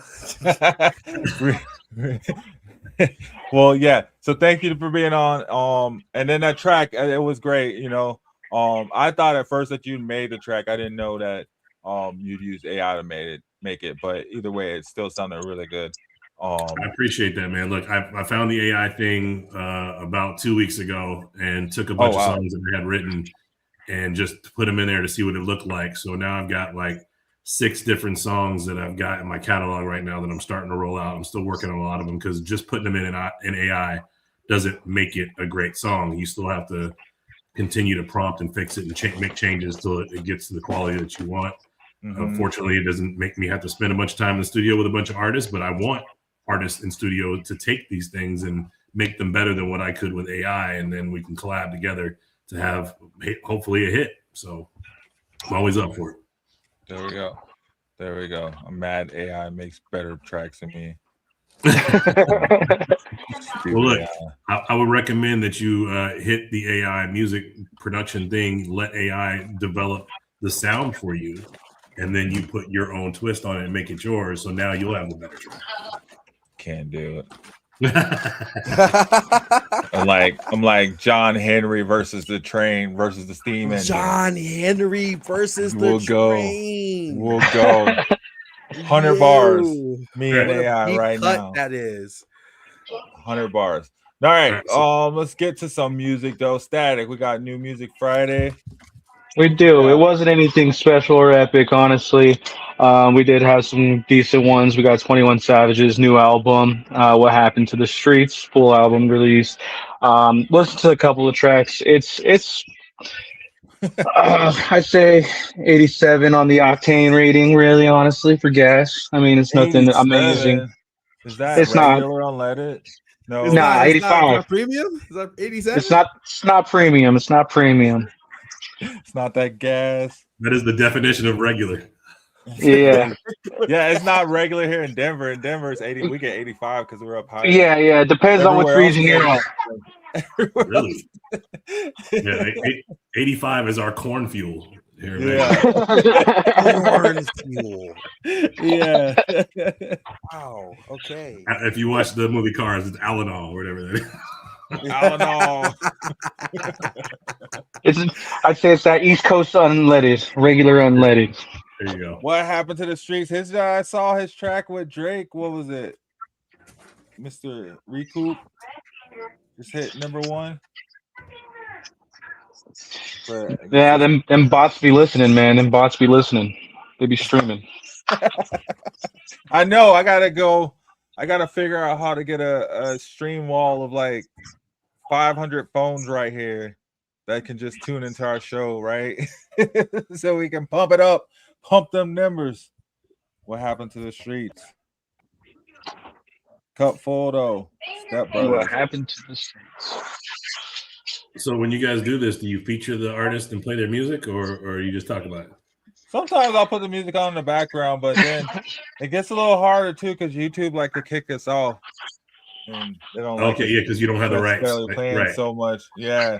We don't got all them copyright licenses stuff. Yeah, UMG don't like us right now. Yeah. So we'll get it in there. But, yeah, and it ends up being good or bad sometimes. I mean, if it's what is it? Club. What was the one? Club Daddy or Club Uncle by T-Pain. We have. That was a fire. What are y'all talking about? Y'all hate on that. That's something you can play. That's something I can play in an office meeting. That's something I can play with my nephews. You know what I'm saying? I can play. It's a universal track, right? Is what I'm saying. I need more of them in my life these days. Those universal tracks. Some HR music. We work at the same office. He is not playing that. Not at all. But if I had if I had speakers in my office, I could play that. I don't know what I do if I'm at my desk and I'm hearing T-Pain in the wind. No, sir. Contacting HR immediately. Oh man, blame it on the vets. Yeah, no, it's pretty hit and miss sometimes. Like, I mean, we get some really good ones, man. I know that there was a couple weeks back where we listened to some Mike Jones and Paul Wall, some of their newer stuff, and that hit. It seemed like, and then we get the ones that I think it was Rick Ross that we listened to last time, and that was. You gotta have it all, man. The Baby just came out with a track. That's good. Hey, are you guys on Dax? Dax? No. Kareem is anti-Dax. You know what's too much Jesus music, Kareem? Because you might be a Dax fan, and I am. Specific for the song Real Man. I'm such a hater. Like, it's just him and Joyner Lucas are they're on my list. Why do you hate Joyner Lucas though? Because Joyner Lucas don't have bops to me. Like I'm not. Joyner Lucas got bars though. Humming Joyner bars Lucas, make up bro. for like that's the. You can have these are you can have hits, music, bro. You can have hits or you can have bars, and very few have both. Okay. Joyner Lucas got bars. Now, yes. Maybe because I'm open-minded, Derek. I'm open-minded. You're a Lakers fan. I mess with that, and maybe you know some Dax that I don't know. So if you put me on, I might be put on. Look, so somebody put me onto the song "Real Man" by Dax, and it's the realest lyrics I've ever heard as a married man or a man that's in a committed relationship. It's beautiful. It's tough. What about tenderism? Hard to listen to. It'll bring a tear to your eye. It's that kind of good, man. So I recommend definitely checking that one out specifically. I'm not into the rest of his entire catalog. Some of the stuff is hot because he's a speed rapper, and I enjoy that when you can understand what people are saying. So that's fun. But the Real Man thing is kind of a slow down. Is Real Man the one that he did the music video with everybody? Oh, I don't know. He had like a bunch of people like been in their clips of the music video and like cut them all together. I think so. I don't think so. Isn't he an independent artist? Dax? Yeah. I think that's something we could probably look at without getting yelled at. Nah, I think he's pretty big though. There's 16 million views right now on YouTube. Yeah, so. He's independent, but he's pretty big. Yeah. Yeah, I'll put the link in our other chat so you guys. Oh, I think we play that. We played one Dax song, but yeah, we played. This song is out. I don't know. I think it was a year. Yeah, this song's a year old, man. So that's what put me on him in the first place, and I've kind of just listened to stuff casually since then. He's got a song with Hootie that's pretty good too. It's almost the exact same concept as Real Man, so I was a little turned off by that part, but. Well, let's play Real Man if everybody wants to put a tearjerker on early in the morning. Get her going then, my friend. I dropped it in our fantasy football chat if you want to play. Which I'm sad about fantasy football, man, because I don't know if you know, but I'm ball hogs, Derek. So it was me and you in the championship last year. Dope. I did not know that. Look, yeah, he beat you last year. I got to win this week just to make it in. So he ain't making the playoffs this year. I got last pick, so I ain't going anywhere. Right. I hoping to win this week.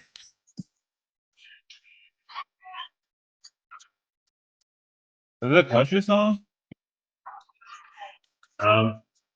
It's, I don't know if you saw Hanging Around, which is kind of my jam. Like his country song.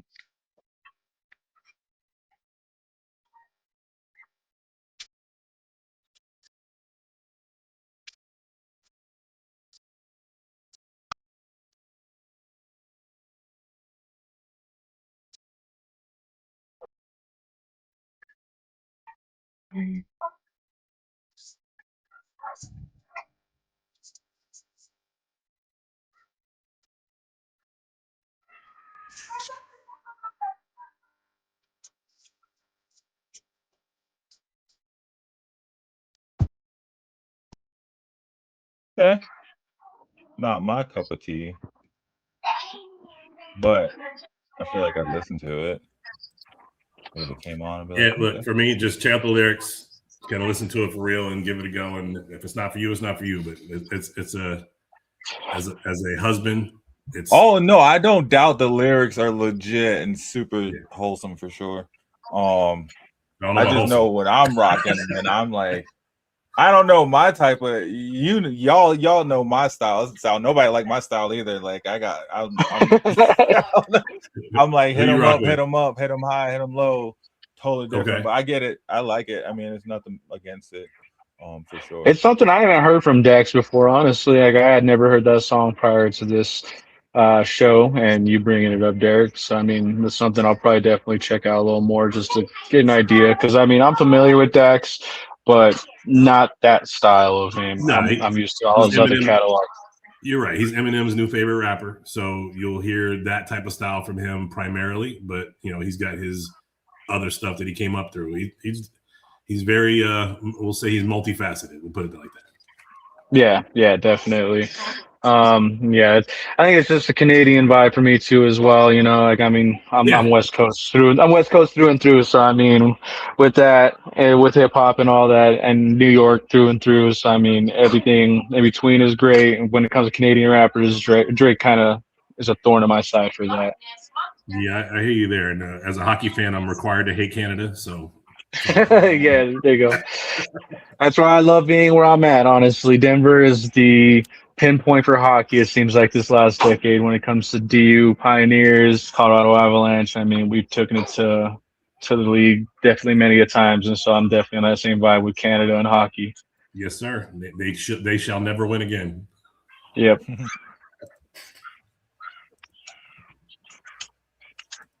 What else we got? Sorry, we got Reem. some more music. There's Static. Reem, you got any music that you? Yeah, what you got, man? What you listening to?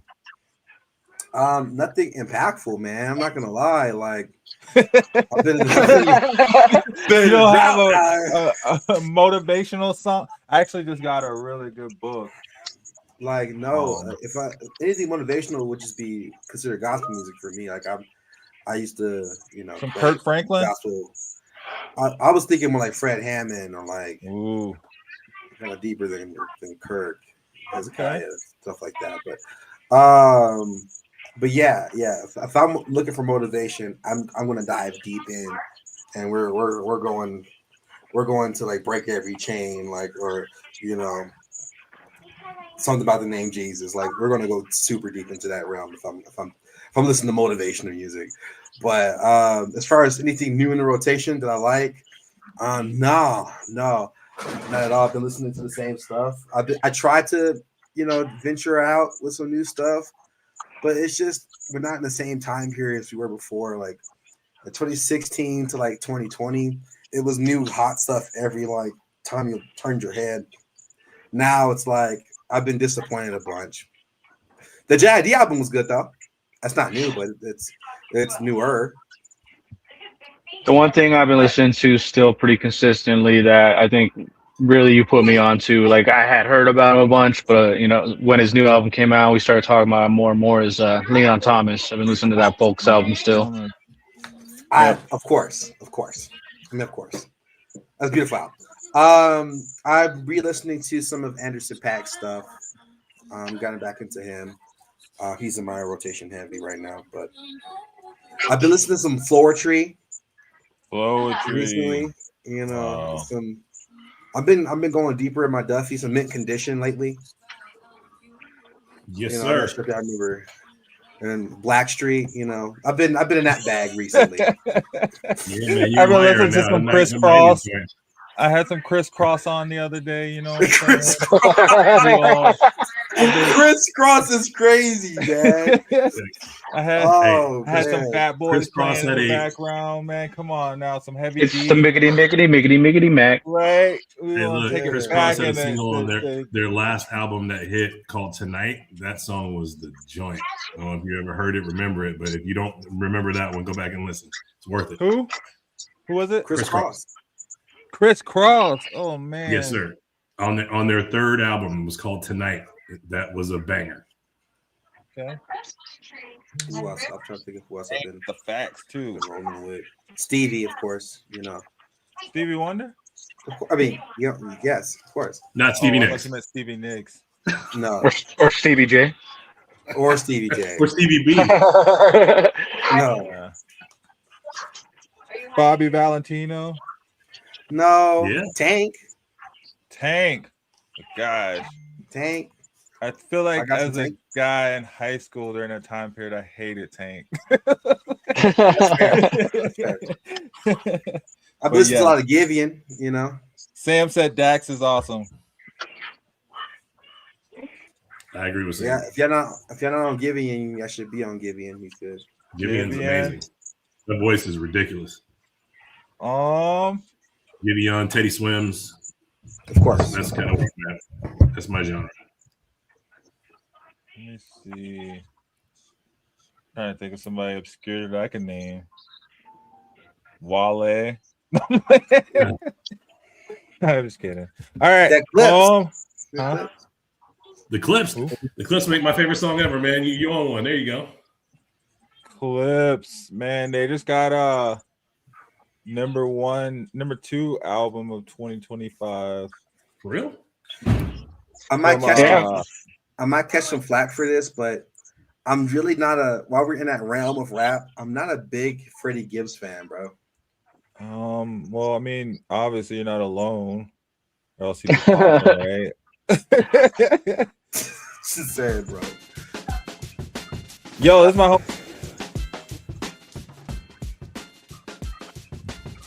He just dropped an album we're gonna play. He has a couple albums he's been putting out, beat albums that I thought were pretty good. But it's like super hip hop stuff for you hip hop heads. You want to sit out there and name hip hop people. Hey fellas, I got a jam. Baby's going down the room next to me. This will be too loud for him, so I'm gonna jump. I appreciate you guys having me on. Good work. We'll be rocking with the bus stop on Saturdays moving forward, at least listening in. So appreciate you guys having me on and putting me on this thing. Appreciate you being on. Appreciate you, man. All right, y'all. Thanks for everything. Y'all have a good night. Yes, you too, man. In here. See, something like this is fire. I could see like Tyler Creator going over on something like this. I've been in all along. I've been along. Tyler Creator dropped some super like metaphysical stuff on there.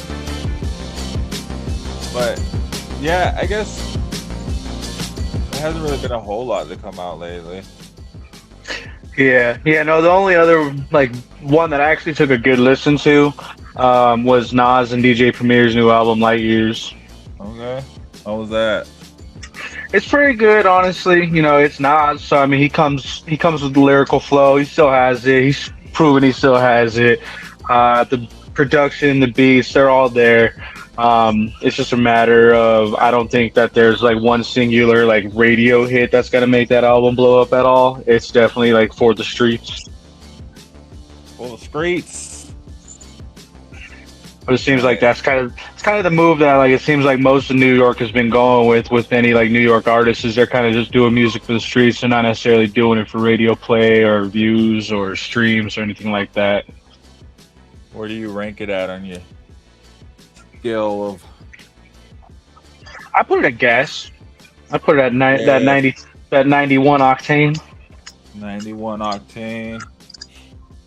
93 everywhere. What about this French Montana and Max B?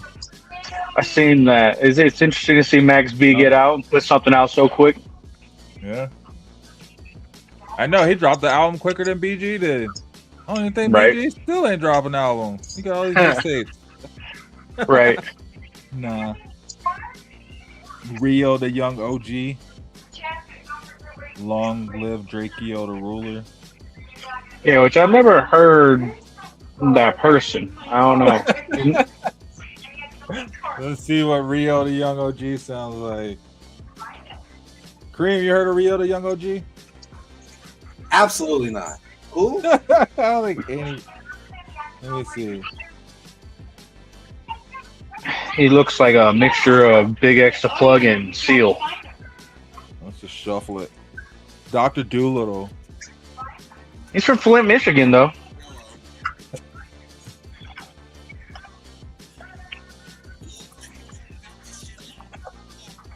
Oh.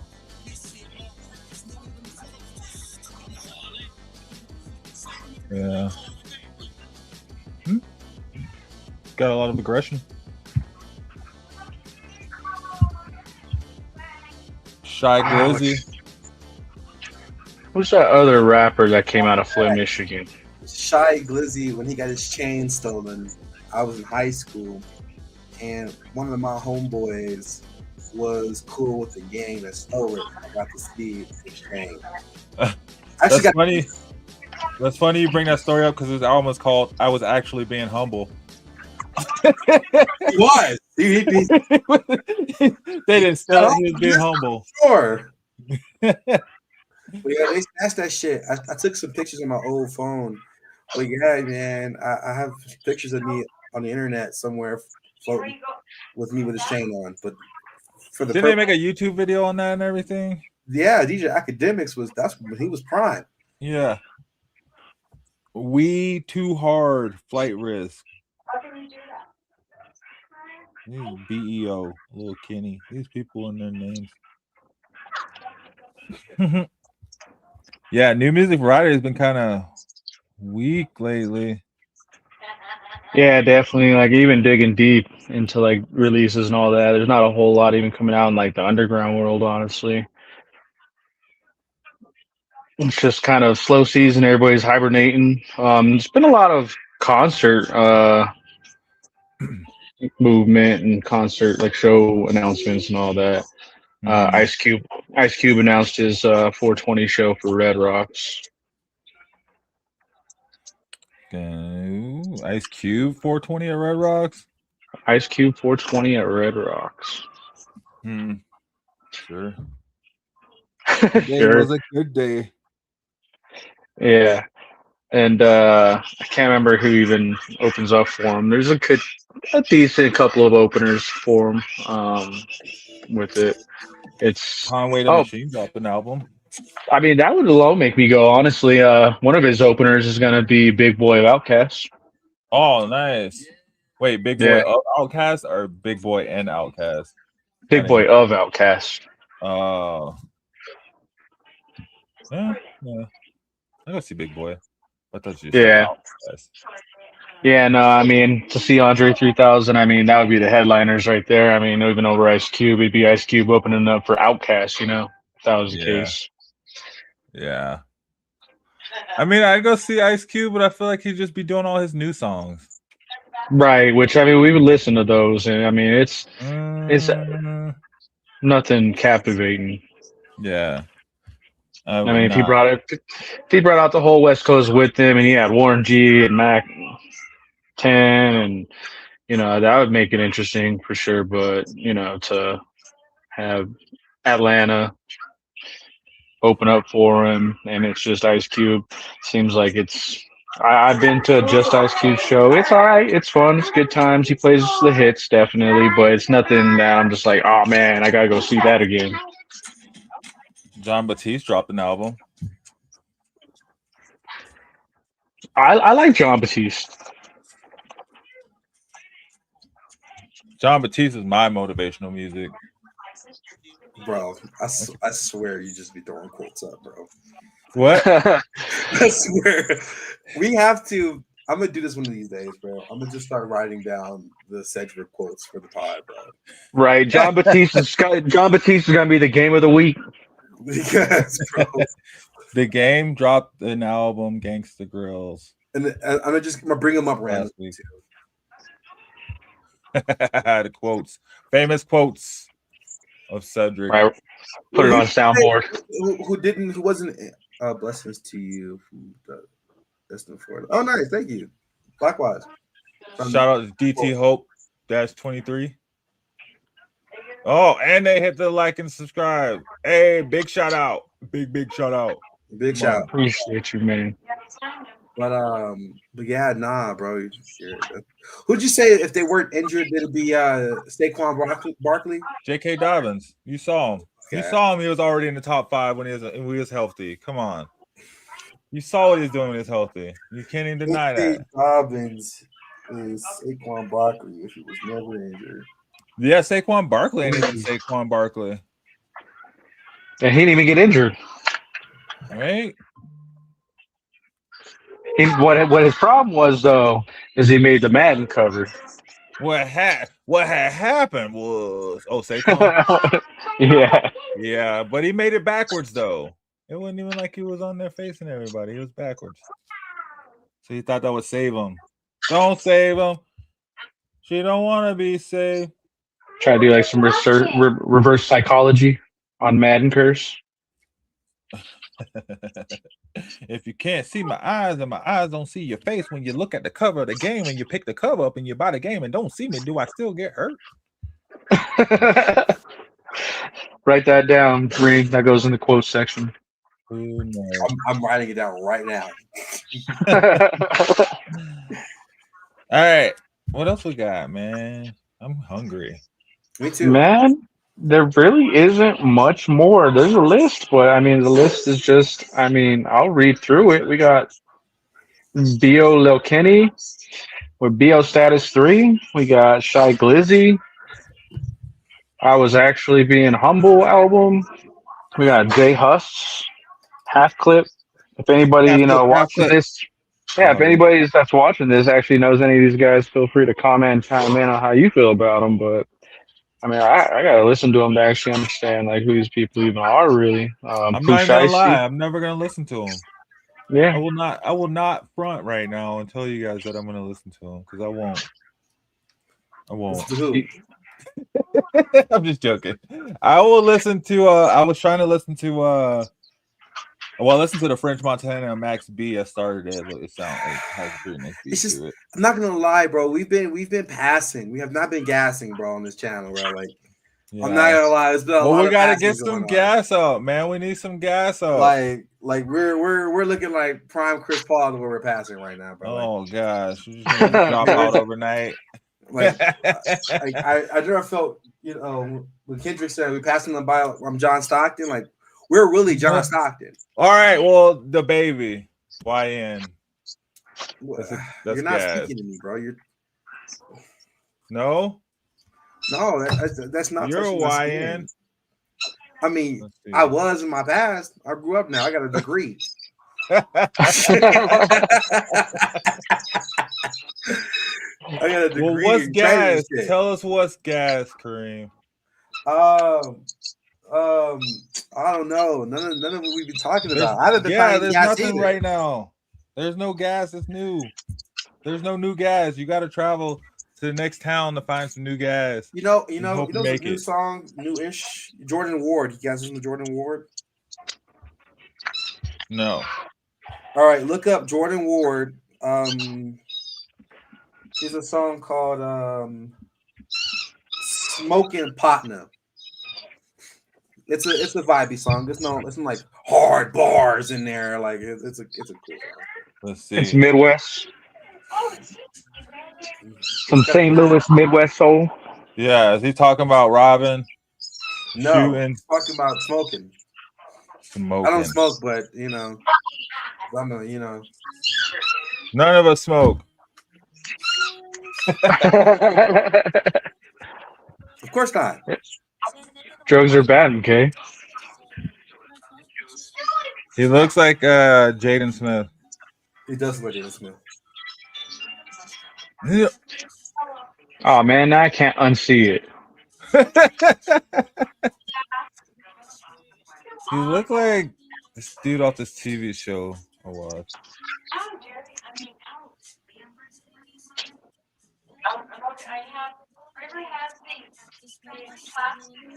It sounds young.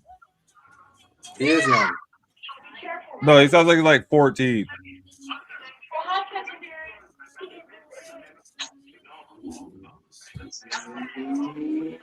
Or I got another one for you guys.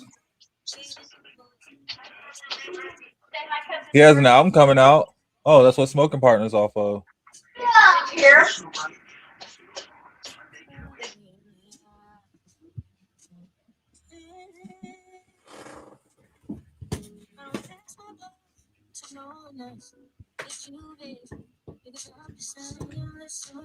Get ready.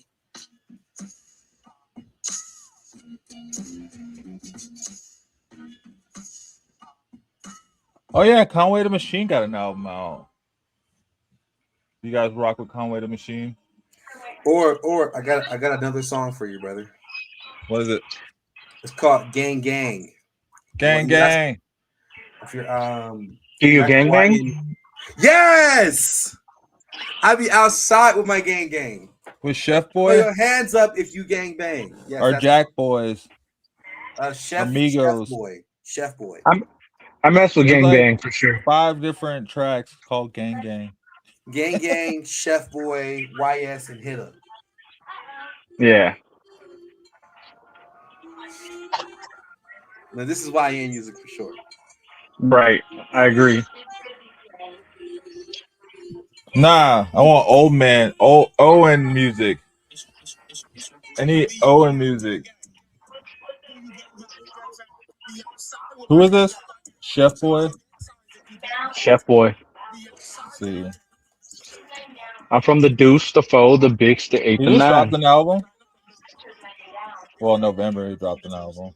I'm not gonna lie, I did pull up in the parking lot with this on, and I forget who it was. One of the people from QA was looking at me like they seen a ghost.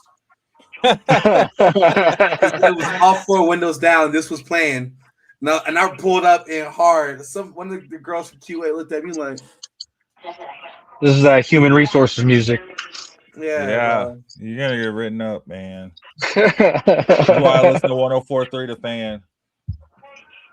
And then I was also listening to what's his name? Boss Man D-Lo. Boss Man D-Lo, he just dropped an album. Boss Man is on the list. Tenderism. Tenderism. Yeah, bro. Tenderism, bro. Tenderism. They say if the meat is tender, it's not cooked right. You get kicked out of a barbecue competition if your meat falls apart. But anyways, that's all I got. I'll be. That's all I got too. I wanna. Chef Boy's a good pull. So we got some gas to end it out with to keep the bus running. Yep. Yeah. Pulled out the reserves and was able to dump some gas in it, move it along. Yep. Shout out to Derek. Shout out to Derek.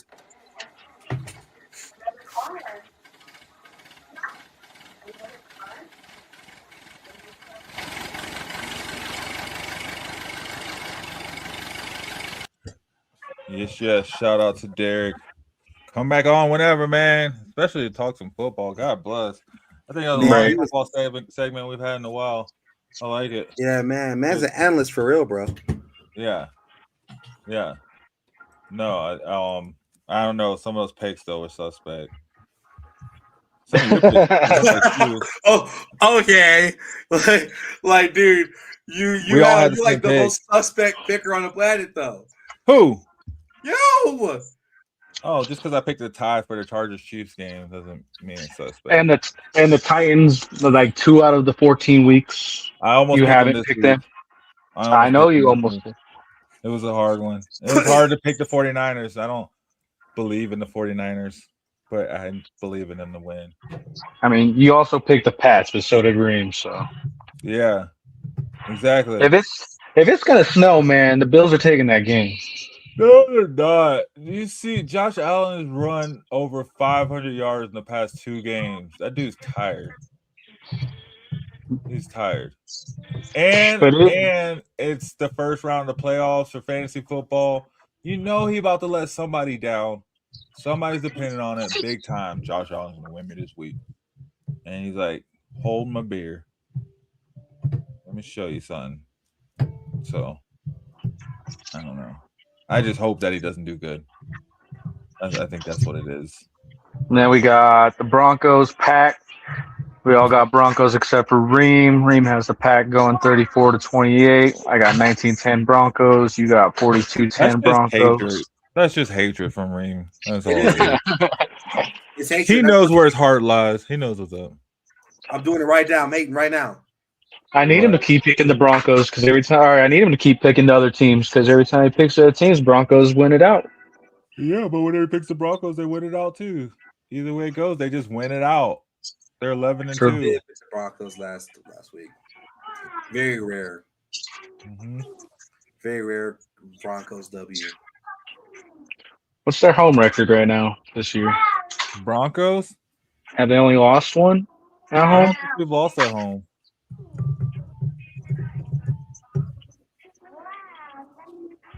What's the record? 11-2.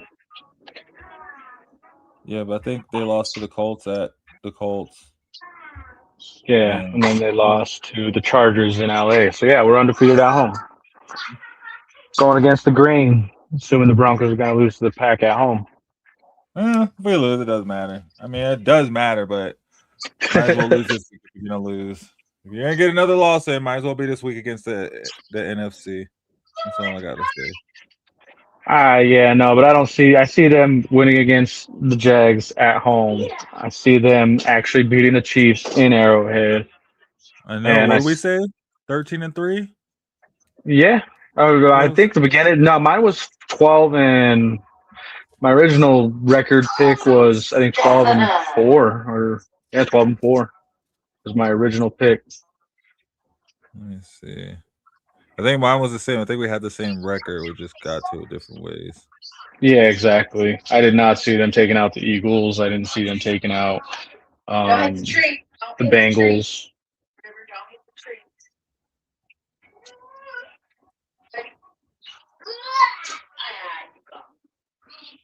Dang. Well, shoot, guys. Almost 3.5 hours. Good show. Good Definitely. Time hanging at the bus stop. Thank you guys for kicking it with me. We're pulling up to the last stop. Yeah, man. Winding it down. Always a pleasure. Those of you still tuning in with us, head to our description. I do have an Amazon wish list for my Veteran Service Center, so you can go check out that wish list and see some of the most needed items.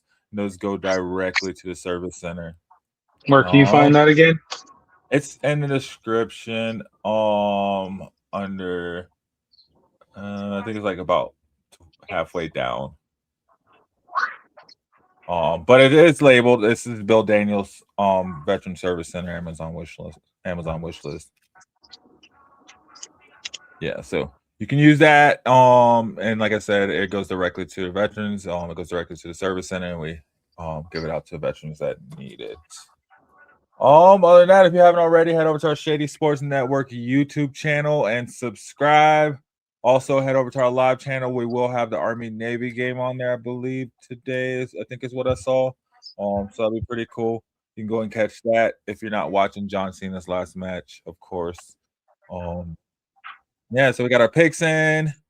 Talked a little bit of NBA. We'll have, I think by the time we meet next week, having a cup champion or no? I mean, I don't know. We may have a cup. We'll know where we are in the NBA Cup. So exciting! Who's gonna get that extra $1 million bucks? Right? Rich get richer. Let them get it. And then we talked some new music. We had Derek on talking his league, A7FL, which was cool to hear about. No Contact League. So definitely want to hear more about that as we get Derek on more as they ramp up towards their season in March. Yeah, we talked a lot today, guys. Anything before we get out of here? I got nothing. I think I got everything out. Appreciate everybody for being with us. Appreciate both of y'all. Appreciate Derek.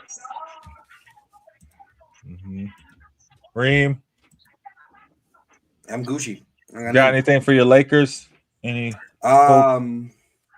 OKC, KFC, WWE. Lakers in 5. Nuggets in 5, right? The sweep, the gentleman sweep.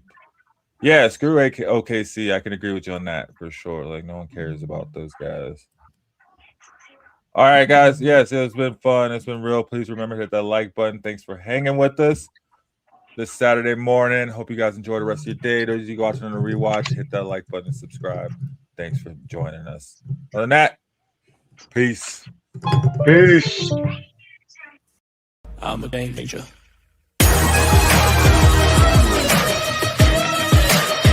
I'm a game changer. I'm a game changer.